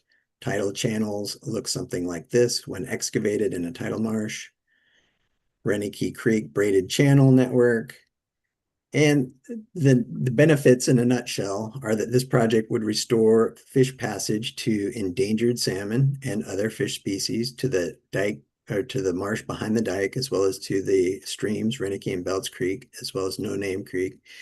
It would restore estuary habitat behind the existing dike and help to preserve some of the important species that are important in those marsh environments. It could improve the resiliency of the marsh to sea level rise by allowing sediment to enter the marsh and continue to grow and deposit new soil on top of the marsh year after year, and allow that marsh to grow with sea level rise and continue to have a marsh rather than having it drown as normally occurs behind dikes after their sediment settles over time or rots away because of lack of input. It would decrease the amount of stormwater reaching community of Tierra del Mar and dramatically improve the community of Tierra del Mar's resiliency to sea level rise. It would reduce stormwater on private properties adjacent to the park property, and it would improve emergency egress to the north of Tierra del Mar. This is also important for recreation. People that cross this dike now really appreciate the scenic quality of being able to take a trail that goes through an estuary. It's a really important and rare opportunity in an Oregon coastal environment. So down to the brass tacks, the money. With all that background out of the way, this project is currently funded at $6 million with a grant from NOAA. And there is a funding gap of $7 million currently to be able to implement this. There are 4 grant opportunities that are sort of on the horizon that we're looking at. 3 out of 4 would be applied for by other project partners, including our main partner, which is Tillamook Estuaries Partnership, but one of which would be something that OPRD would need to apply for, which is the U.S. Fish and Wildlife Service Coastal Wetlands Grant Opportunity. This opportunity is for up to $1 million. and it would require $333,000 in non-federal match, which would come from other grants that would be obtained by partners, as well as through OPRD and other partner staff time match, in-kind match towards that. So with that, this presentation is aimed at giving you the opportunity to say yes or no to us applying for this grant opportunity, which is due on July 9th. Thank you, Noel. Very, very thorough briefing. Appreciate that background. Do any of the commissioners have questions about the project itself or the funding application? Or anything really for Noel? All right. Well, I am all about applying for grants. So yes, go forth as for even more if we need to, but I would entertain a motion on this. I make a motion that we authorize the department to apply for the grant as requested. Thank you, Commissioner Perillo. Can I get a second? Second. Thanks, Commissioner Spence. All in favor signify by saying aye. Aye. Aye. All those opposed, no. Hearing none, so approved. Thanks, Noel. Thank you very much. All right, let's get through the heritage section with Matt, and then maybe take a 15-minute break if folks are open to that. Does that work? Yes. Okay. All right, moving on to Matt. Thank you, Chair Hill. Director Coons, members of the commission. For the record, Matt Rippey with the Oregon Parks and Recreation Department. I'm here with an informational item 7A, which is a heritage section brief. I just wanted to highlight, you all have the brief with you, so I just wanted to highlight a couple of things out of that. First of all, we wrapped up the 2026 Oregon Heritage Conference. That was in Woodburn this year, from April 29th to May 2nd. These are on alternative years in person and virtual. So the next year in 2027 will be virtual, and then we'll be back in person in 2028. And if you have not been to one of these conferences, I would really encourage you to do so. I've been to a lot of conferences in my life, and I would say without question, this is probably the most thoughtful and intentional conference I've ever been to. In terms of the subject matter and the folks that are presenting and even the folks that attend the conference. So I would encourage you, I'll remind you in a couple of years as it's coming closer, but I would really encourage you to go to it. I believe it's going to be on the east side, so Stuart will even, or Commissioner Spence will even be closer to you in a couple of years. I know I mentioned this yesterday, and Sarah mentioned it in her budget brief. Heritage Hub is moving forward. As a reminder, this is a system that will improve how the heritage information is stored and accessed, both for our heritage team internally, but also for those that access it from different agencies and communities across the state. We recently solicited interest, and we did a notice of interest that closed on the 27th of May.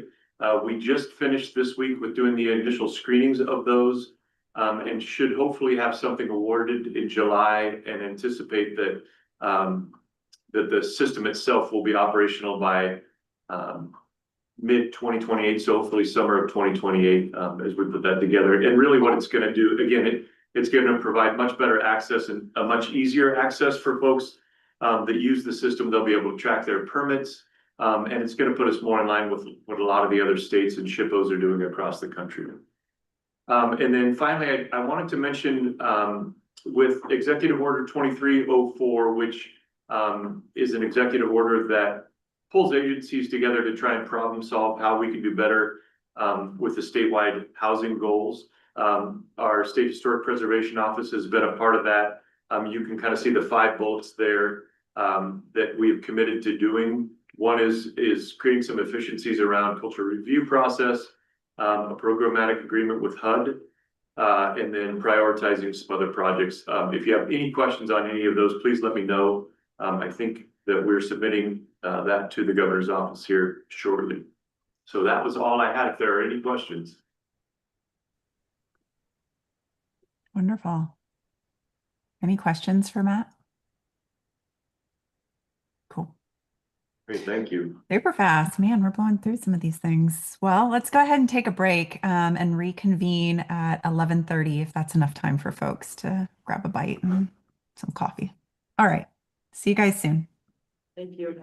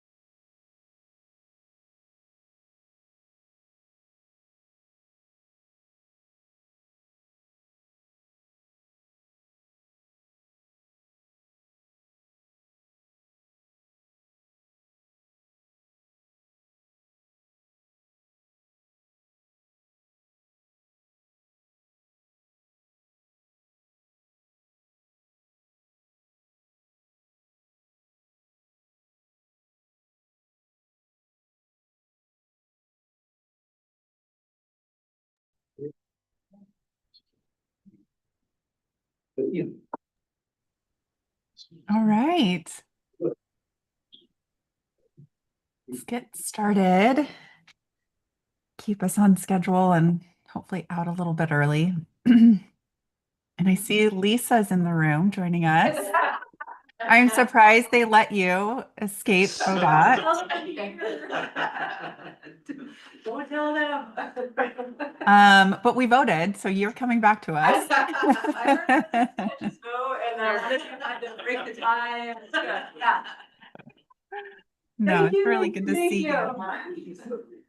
It's so good to see you. But you should also know, and I know you know, because you're in touch with everybody on a regular basis, but your staff has done such an incredible job and they are all so amazing. And we're so grateful that the leadership team is just hit it out of the park. I don't know what analogy to use, but as Commissioner Izumi stated earlier, it's been, you know, a tough time for OPRD in the last year and two. And so like just to keep the momentum and to get a budget where we're in a good space is wonderful. And yeah. Like things had to go away and you could fix it. No.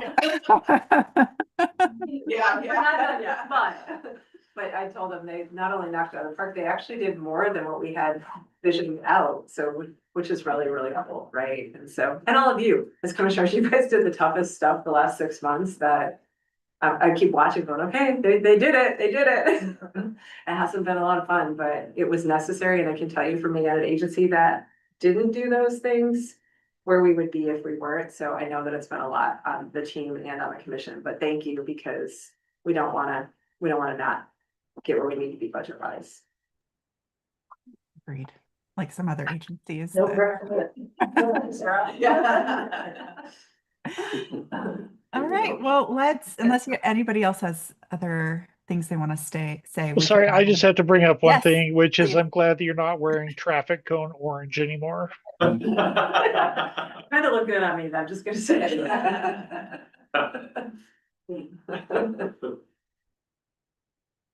Sure of that.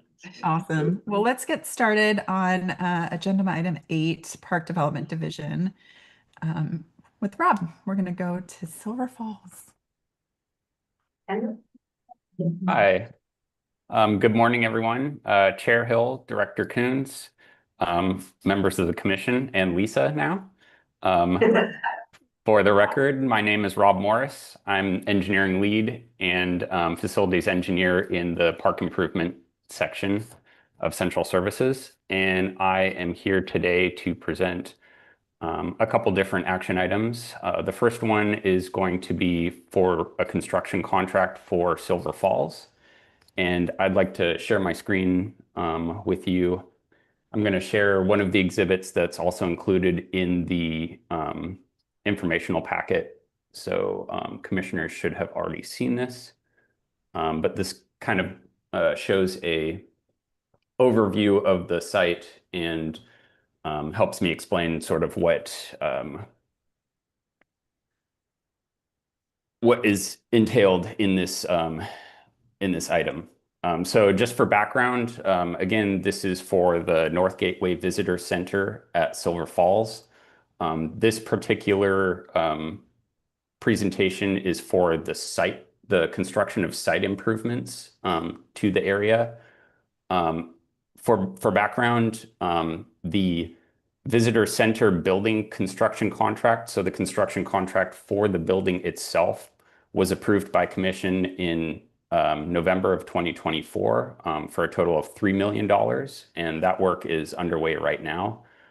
This is the final phase of construction, including exterior finishes, interior finish work, utilities, insulation, just all the things that are going to make the visitor center be a functional building. So the visitor center will welcome visitors with a grand entry lobby, interpretive elements, a cafe, dining area, secondary lobby, and a covered patio. In a forthcoming presentation in a little bit, Guy is going to talk a little bit more about the visitor center building specifically with respect to some things that the Friends group have put together to benefit the project. So definitely a project that has a lot of attention from the community and people are really looking forward to. The building will also contain a large conference room and staff break room, offices, and basement storage. So that's for the visitor center building in specific. This project that I'm discussing today is an ask for site development around the building to facilitate people visiting the building. So as you can see on the diagram I have here, it sort of shows the Silver Falls Drive, State Highway 214. It shows the entry road that's going to come off the highway that will access the visitor center. I'll highlight the visitor center location right here. So that is the building. So this contract would be for access improvements, this driveway coming in, also the parking lot for the visitor center. There's also hardscape elements like an informational booth, kiosk, parking vending machines, hardscape around the visitor center, as well as a few offsite improvements as well. So those offsite improvements will include a new turnaround for emergency vehicles at the end of Holt Road. A portion of Holt Road was vacated as part of this project, and so a new emergency vehicle turnaround will be needed for the current residents that use Holt Road as access. Site improvements in the project will also include a sanitary sewer system and other utilities like water that will serve the visitor center. There'll also be grading and some wetland restoration. There were some wetland areas that were identified in the project sort of just to the south of the visitor center, and those are going to be restored, and drainage is going to be considered to help get that under the new road. And there will also be a small trail to a monument here, which will provide opportunities for people to take photos and stuff like that. So again, this project is for the site development of the Silver Falls Visitor Center. The project timeline right now is site design is being completed right now in June. We're looking to put this out to bid in October of this year. Hopefully putting a notice to proceed out in February of 2027, and then construction would be between February 2027 and November 2027. And the current engineering estimate for this construction is $3.5 million, and that includes contingency and price escalation expected within the next year and a half of when we're going to build that. So just for further context, prior action by the commission in November 2022, the design contract was approved. And then in June of 2024, the design contract amendment was approved to include the visitor center site design. So the design that you're looking at right now. And then in November 2024, the commission approved the construction contract for the visitor center building itself. And so now the action being requested is approval to execute a construction contract not to exceed $3.5 million for the site development around the visitor center. And I will be happy to answer any questions if you have any. Thank you, Rob. Commissioner Spence. Thanks. Hey, Rob. What's a parking vending machine?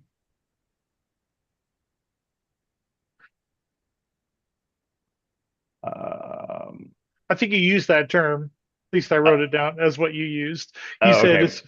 You said a parking vending machine. I was like, what is that? So I assume that's the sort of unmanned kiosk where you can like scan a QR code to pay for your parking. Yeah, I believe so. I'm looking back through my notes, and I know I didn't mean to put you on the spot. It was just no, it's okay. There's a visitor information kiosk, and I think that'll have. I actually don't know if it's going to be a Ventec machine or which we've used in the past, or the actual just a QR code and information on how to how to pay for that, but Information and rules is a kiosk, but my guess is. We didn't hear what you had to say, JR, if you needed to. Sorry. Yeah, Chair Hill, Director Coons, members of the commission, J.R. Collier, just gonna say, I think we're kind of in midstream of evaluating which format is best to use now for registration and starting to transition into the more digital interface, which is the QR-based payment stations. Having said that, you still need the visitor contact area where they can pull over, stop, register, get information, see the rules, brochures and all that. And so then what's there as far as the payment interface, whether that's the QR paywall scan sign or event tech, is we've determined on a case by case, but more and more we're transitioning to that digital QR interface. Thank you, everybody. thanks, JR. Appreciate it. Any other questions for Rob on this project? All right, I would entertain a motion to approve execution of a construction contract not to exceed $3,500,000. So moved. Who said that? I missed that. Commissioner Condor said that. Oh, thank you, Commissioner Condor. Can I have a second? Second. Thank you, Commissioner Greggs. All those in favor signify by saying aye. Aye. Aye. All those opposed, no. Hearing none, so approved. Thanks, Rob. Go forth and build. Oh, get you again, Smith Rock. Even better. One more. I'm going to share my screen again and show one of the diagrams that was included in your packet once again for the project on Smith Rock. Good morning again, Chair Hill, Director Coons, members of the commission. Again, my name is Rob Morris, for the record, engineering lead for Central Services Park Improvement. So the next agenda item I'm going to be presenting is 8B. This is the Smith Rock Overflow Parking Construction Contract. So this is part of the Smith Rock Go Bond improvements out at the park. And for previous context, the goal is always about improving visitors' experience to Smith Rock. And so, at one point we had been looking at building a visitor center out here and various other improvements. The scope of this project got reduced by Go Bond cuts. But one of the major things that was identified in the Smith Rock Master Plan, as well as just identified by the community in the park as a major need for the park, were parking improvements and safe ways to get people from where they park to the trailheads that they want to access. We also have a great opportunity here to help out with accessibility, ADA accessibility to and from the parking lots, building an accessible restroom that would benefit visitors. So really a lot of bang for our buck here in these improvements to overflow parking. So as you can see on the screen I'm sharing, this is an example of one of the two overflow parking lots that we're proposing to build out here. The purpose of this is to improve and pave the overflow parking lot, which is currently gravel right now. This will provide accessibility to the existing Rimrock Trail, and also looks to build a new accessible Rimrock Trail extension connecting the Chute Trail to the North Point. And so this is sort of this trail we see off to the left here that I'm highlighting. Also improve accessible parking at the existing day-use parking area, which is a little bit to the south. It's this other area included in your notes. And then again, adding a new restroom building to serve the North Point and the overflow parking lot. The contingent budget for this project is $2 million, and that funding is expected to be a combination of Go Bond funding, FIP funding, and a little bit of funding from the Land and Water Conservation Fund grant available for the project. Timing for this project, looking for final design and permitting to be wrapped up in August 2026. Bidding and contracting would occur in the fall, September and October of 2026. And then the construction window for this contract would be November of 2026 all the way through August of 2027. There are also considerations for cultural and natural resources that have been addressed in this project. Specifically, raptor nesting will have to be accounted for and potentially mitigated. This construction period does put us in some conflict with the eagle nesting season, although that's somewhat avoidable. So there will be monitoring that's required for that. And we've already looked into that. So yeah, just looking, looking to improve parking and safety and accessibility for our visitors to Smith Rock. So previous actions by the committee was approval of the design contracts in 2023 and then an amended contract in 2024. And so right now, the action requested is approval to execute a construction contract not to exceed $2 million for the parking and site access improvements at Smith Rock. And I'd be happy to answer any questions. Any questions for Rob on this project?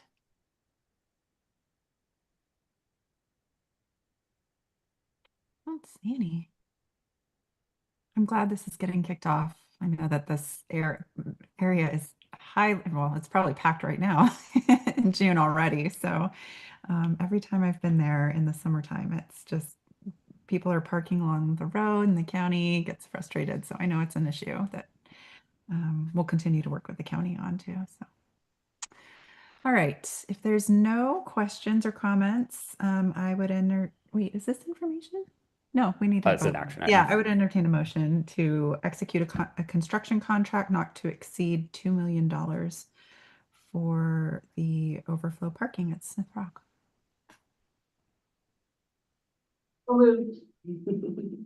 Thank you, Commissioner Griggs. Can I get a second? Second. Thank you, Commissioner Perullo. All those in favor signify by saying aye.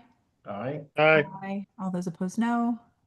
Hearing no opposition, so approved. Chair Hill, quick question. Yes. It's just driving me crazy. We're looking at the site plan.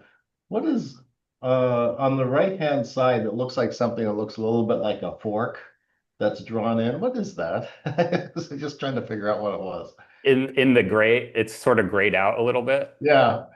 That would be a sanitary sewer drain field.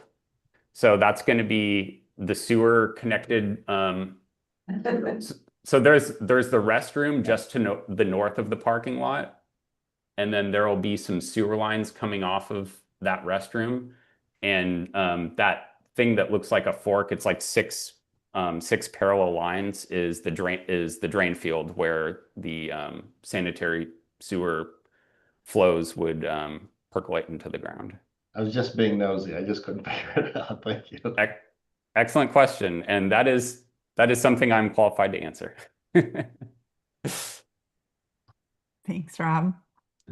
All right, I see Guy has joined us for the next piece, the Friends of Silver Falls Capital Campaign for Visitor Center.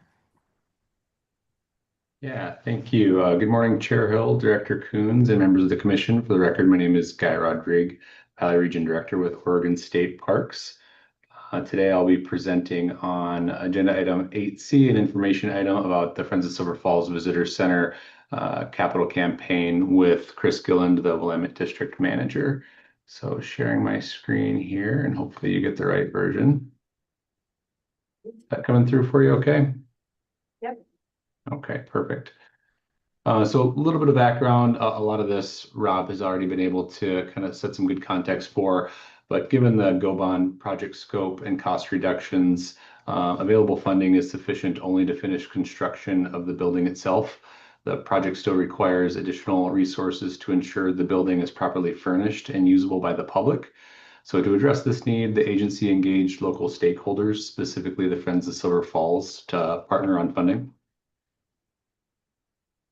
And a little bit about that partnership. The Friends of Silver Falls, established in 1986 as a cooperative association under ORS 390143. I'll get into that statute in a little bit more detail and a couple of slides ahead here. But generally speaking, our Friends of Silver Falls supports park events, offers educational programming, and operates a nature store on Silver Falls. The Friends of Silver Falls has really been thriving in recent years and looking to improve the visitor experiences in new ways. Recently, they've offered funding for several projects such as the North Canyon Viewpoint, custom park entrance signs, and paver stone walkways in the South Falls Historic District. Given the challenge of funding the new visitor center, the Friends of Silver Falls agreed to run a capital campaign to cover the cost of the interior furnishings and interpretive exhibits for the facilities, estimated at around $900,000. So just quick note, this is a couple of screenshots from their proposed capital campaign, Falls for All. The draft brochure should be available in your packet if you'd like to see the full level of detail there. And you may be wondering, like, what's the catch here? Really no catch, but there are a couple of associated policies and statutes that brush against this circumstance that we just wanted to make aware for the Commission's benefit. The statute listed here sets the parameters for cooperative associations, essentially focusing their efforts on park interpretation and education. We also have language in one of our policies, the trust and dedicated account policy, that requires Commission approval for donations over $5,000 if it's for a specific purpose. However, despite the statute and the policy, our interpretation is that both points 2B and E of the statute here, acquiring display materials and equipment for exhibits and providing support for interpretive projects, certainly qualifies in this circumstance. And then also that the Friends of Silver Falls retaining the proceeds for the capital campaign won't strictly qualify as a donation. So there are circumstances, again, that kind of brush up against statute and policy, but don't necessarily relate to the specific circumstance.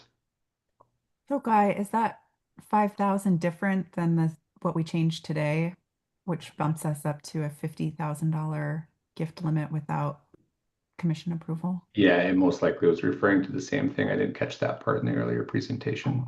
So Katie might have to answer that. Chair Hill, yes, it's the same number, but we need to update the policy and we'll update it with the new amount that was just approved. Perfect. That's great. So if your mind works anything like mine, you might wonder about the interior furnishings part not being strictly education or interpretation. So here's an example of the South Falls Lodge in the Historic District that you're all probably familiar with. So example of the interior furnishings being made out of myrtle wood, which ultimately led to interpreting those features as part of the visitor experience. So just wanted to make sure that you were aware of how interior furnishings have qualified in the past as an interpretive experience. So we'll most likely follow the spirit of this example, utilizing local resources or reclaimed materials as we look at the furnishings for the new visitor center. And with that, there's just a glimpse as to what we hope the facility is going to look like, and we just wanted to be available for any questions if you have them. And if none, the Friends of Silver Falls is graciously awaiting donations. Here's no other question. Go ahead. Yeah. The cooperative association, that's a new term for me. Is that different? Is that a 501c3 at all? They are 501(c)(3), so cooperative association is the term that we use when they are a 501(c) that falls under that statute that I referenced earlier. So you can be a 501(c) and a cooperative association. You can't be a cooperative association and not a 501(c). Oh, okay, then follow up on that question. Are there conversations that have been had with any of the larger community foundations that probably would have an interest in helping? Like Oregon Community Foundation, they've got, yeah, I think that might be a good avenue to pursue. Also, Ferris Lumber, who's just a neighbor, would be a wonderful partner in that. Yeah, absolutely. And thank you for the question. So the Friends of Silver Falls have hired a consultant that specializes in capital campaign work. So they're going to be developing a list of stakeholders and engaging a variety of local community partners on that specific point. Thank you. Great questions. Any other questions for Guy or comments? No. Okay, great. It's wonderful to see such a lovely partnership. Folks trying to help us raise money. Okay, moving Thank you. on. We're going to go to agenda item 9 in the rulemaking section. And we're going to start with archaeological permits with Helena. Hello, good morning. I think we still have a few minutes before the morning's up. Good morning, Chair Allen, Director Coons, and members of the Commission. I'm Helena Kesh, and I am with the Government Relations and Policy Unit, here to bring you 9A, the request to open rulemaking for archaeological permit rules. Just to make sure my sound is good, thumbs up. Sounds great. Great. So a bit of a background for you. I probably need to share my screen first. Let's do that. You see that okay? Yeah. Yep. Cool. Great. Okay, so in 2024, there was a permit dispute that highlighted a need for clear dispute resolution procedures in these rules. The existing rules lacked that clear direction for the ability to negotiate, to mediate, and to enter an arbitration. So the proposed updates will improve that fairness, provide the clarity and due process that's needed in case there's any future disputes. For the rulemaking process, in lieu of a rule advisory committee, we met with the Oregon's federally recognized tribes on 2 different occasions on April 9th and April 22nd of this year. And the tribes were also invited to provide written comments. And all of that feedback has been used to inform the proposed rule revisions.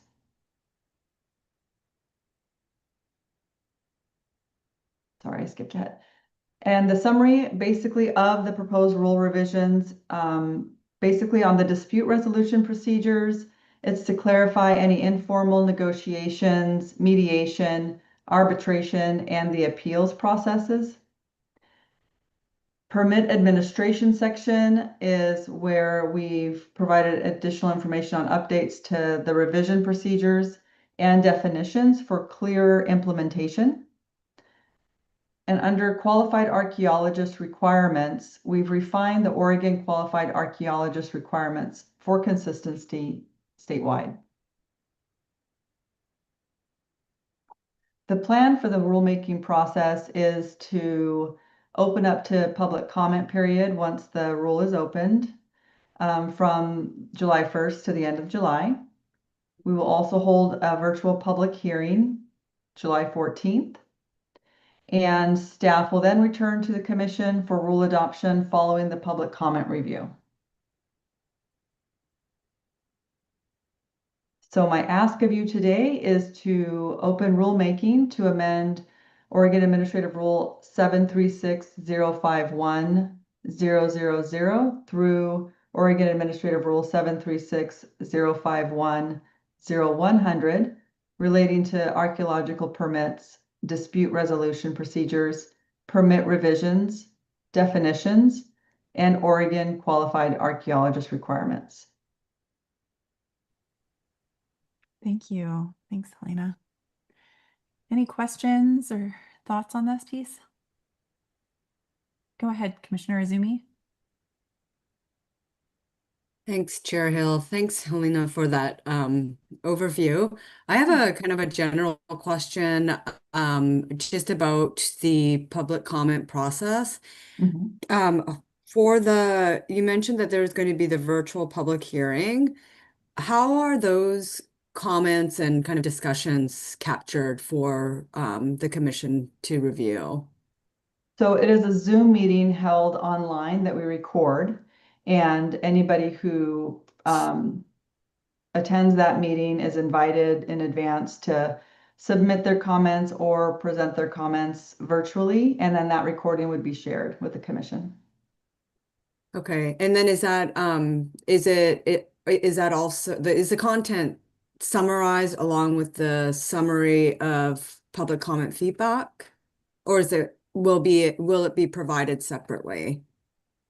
So in regards to the commission itself, we also do add a summary of the comments that are all received throughout that entire period. So every week we go through and summarize all the public comments that are received, and then in bulk, we'll provide a summary of everything that was provided in relation to this. Okay, and draft. that includes the virtual public hearing comments. Exactly. We'll summarize it all. Okay, thank you. They'll be all included in that as a total number. Thanks, Commissioner Zumi, for that question. Any other questions?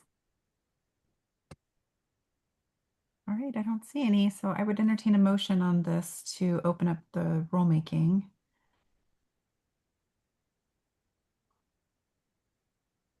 So moved. Commissioner Condor, can I get a second? Second. Commissioner Spence. All right, all those in favor to open rulemaking of OAR 736-051-0000 to 0100 archaeological permits for minor rule revisions, signify by saying aye. Aye. Aye. All those opposed, no. Hearing no opposition, it's approved. Thank you. Thank you.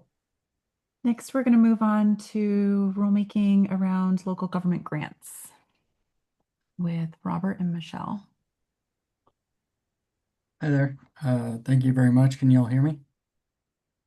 Perfect. Thank you very much. Good morning, Chair Hill, Director Coons, members of the commission. My name, for the record, is Robert Ellison. I am a policy advisor within the GRPU section at OPRD. Today, I'm going to be presenting on a couple agenda items. We'll start with agenda item 9B. So I'll go ahead and share my screen here.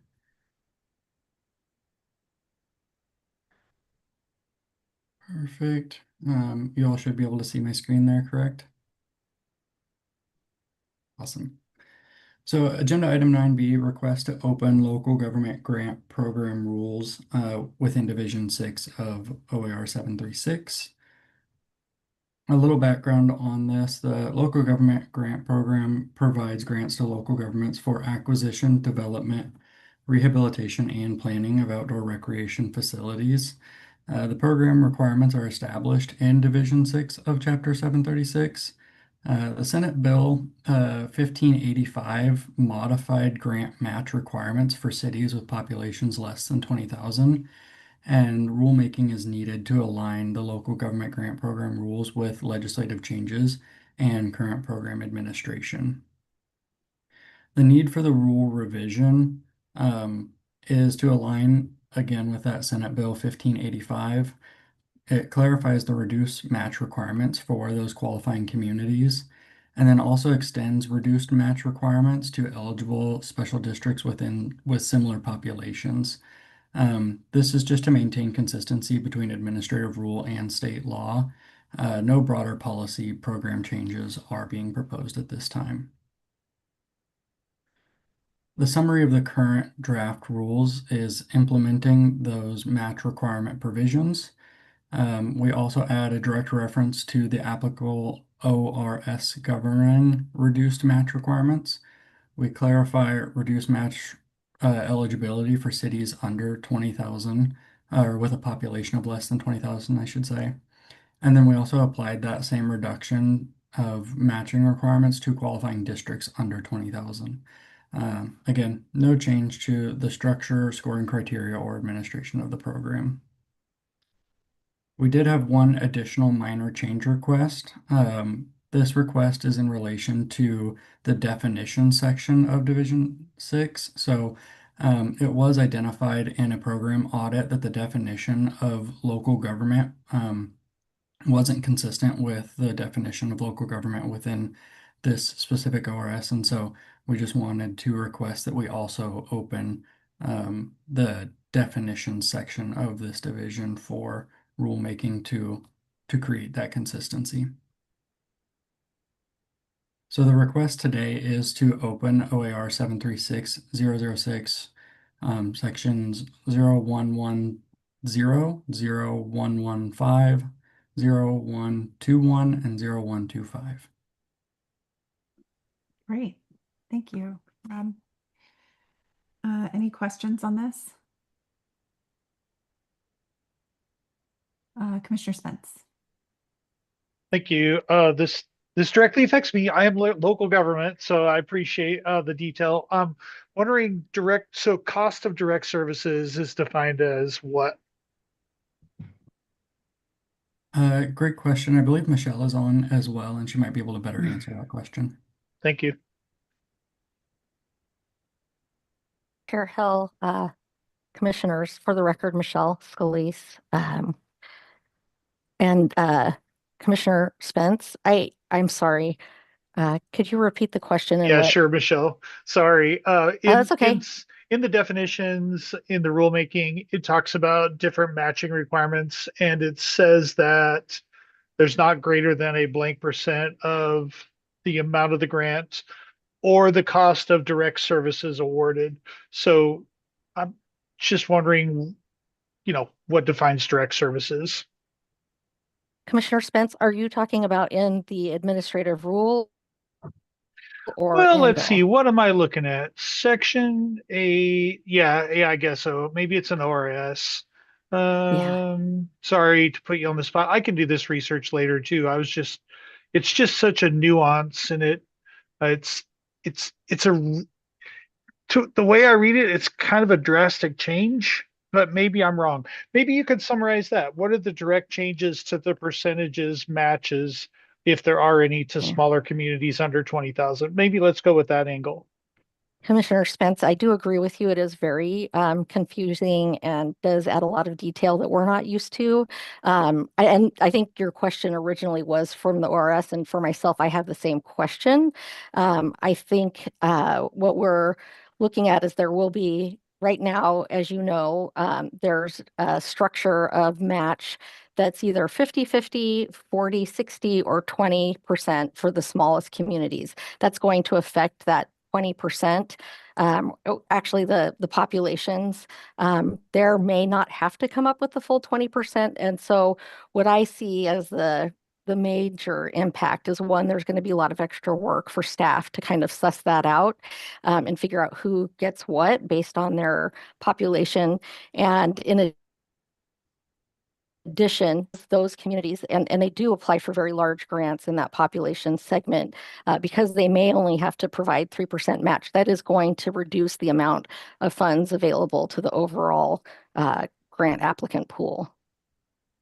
Yeah, that's exactly what I was getting at. It seems like a major change and a lot of work for staff. So I'm a little disappointed with that, with the legislative change, but I understand it is what it is. It's just, it was so easy before because there were these even numbers, 50, 40, and 20, simple. And now it seems like they're making it really complicated for people and for staff. So thank you.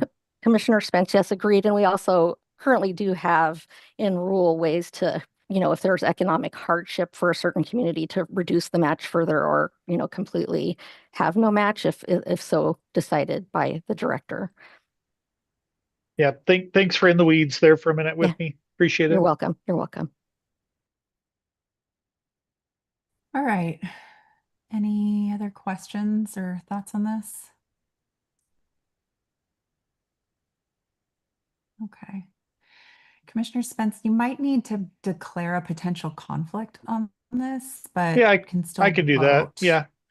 Yep, okay. I'll do I that. just wanted to flag. I know it's kind of convoluted and sometimes we don't know, but just no, it directly, make sure everybody's protected.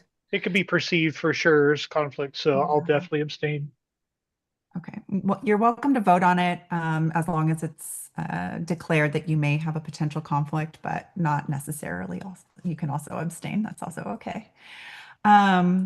If there's no further comments or questions for Michelle, we can go ahead and entertain a motion on this.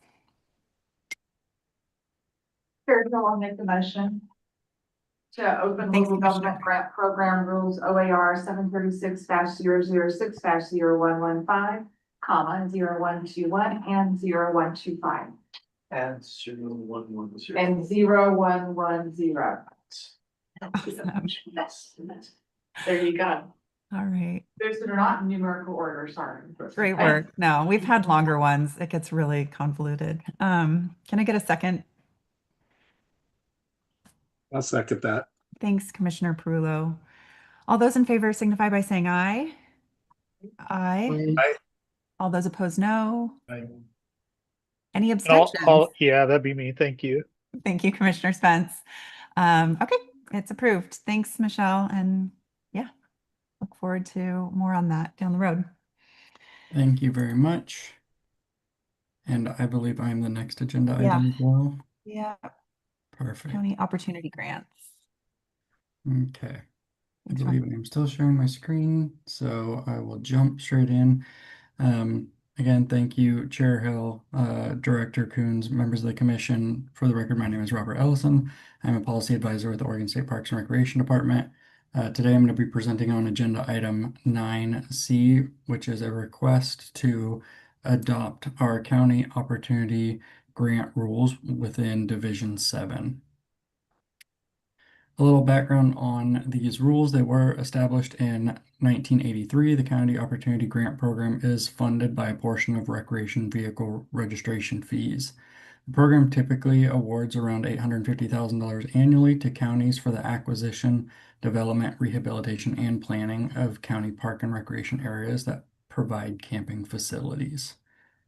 The purpose of this rule revision is fairly broad. It is really an attempt to modernize 30-year-old rules that would aim to clarify the definitions and requirements, improve application and scoring transparency, increase the administrative flexibility within the program, formalize grant administration practices, and update the advisory committee process. It also aims to strengthen long-term stewardship of the requirements and add emergency procedure authority, and then align the rules with current program operations. We did have a public comment period related to this rule revision that went from May 1st to May 31st. There was one comment received, and the main areas that this comment covered was advisory committee county representation, the advisory committee citizen representation, and the conversion eligibility requirements. OPRD's response to this public comment period was to revise the proposed revisions to county representation language, as well as adopt revisions to the citizen representation language, and make changes to the conversion language to only apply to state-funded grants. The staff recommendation at this point is to revise the draft language based on these public comments, which adds Board of Commissioners as an entity to recruit these committee members from. Also adds county park and recreation officials to the list of possible places that OPRD may get a list of citizen representatives from. And then make a change to the conversion requirements where only project sponsors with unresolved conversions within state-funded grant programs would be restricted from applying for further county opportunity grant grants. So at this point, we are requesting to adopt amendments to the county opportunity grant rules under Division 70000 to 0050 as presented today. Thank you. Commissioner Perullo? Thank you. Quick clarification. When you're talking about boards of commissions, you're talking about county board of commissions? Yeah, great question, Commissioner Perullo. Yes, it would be just the local county board of commissioners. Okay, thank you.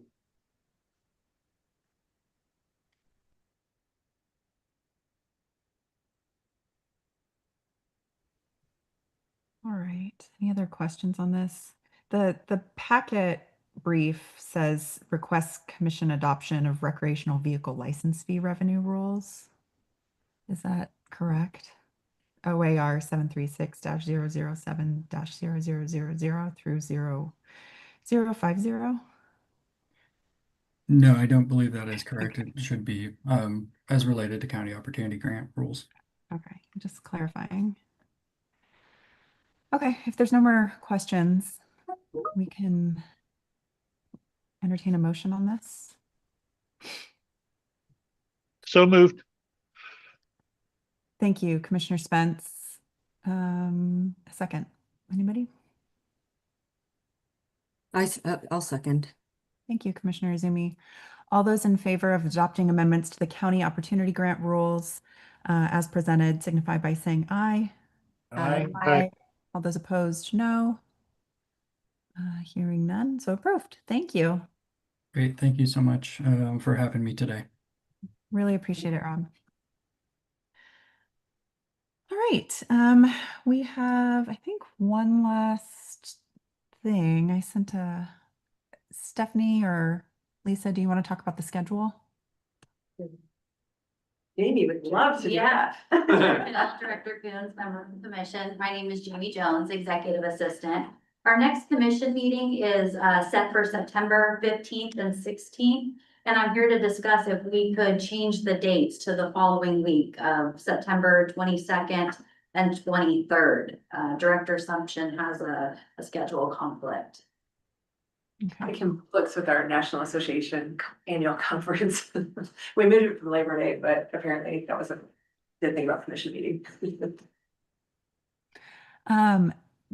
Because this isn't on the agenda, I think we can adjourn and then talk about this. Is that correct? I just want to make sure we're following. I think you have to take an action on the change to the meeting. You usually have the meeting calendar on as an action item, right? Yeah. Yeah. I think it would be appropriate to do it as an action. Yeah, but you have to take an action. I would love the opportunity to not do this one thing that I'm supposed to do on the 23rd, and I can just find you. Nice. Paper change.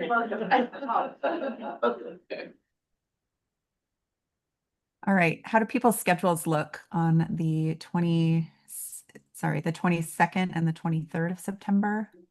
Correct. Okay, Sarah's good. I'm good. Betty, how's your schedule look? I know you've got a full class load. Yeah, that is a week before classes start. I mean, we usually have training. We're back on contract on the 16th, but I can block it out and hopefully nothing will get scheduled. Right now, I don't have anything there. Awesome. What's the location of that meeting? Detroit Lake will be the tour, but I'll be having the lodging in Salem. Easy for you, Joel. Yeah, easy for me. Yeah. Your backyard. Okay. So do you need a motion? Cool. If there's no conflicts, then I would entertain a motion to move the September commission meeting to September 22nd and 23rd. So moved. Greg. Thank you, Commissioner Griggs. Can I get a second? Okay. Thanks, Commissioner Perullo. All those in favor signify by saying aye. Aye. Aye. Aye. Aye. Opposed, no. Say no. Everybody's good with it. Cool. I'm glad that worked out. Yay. Shoot. Thank you. Yeah. Hopefully the humidity will have died down in Louisiana by then. Lisa's not even back.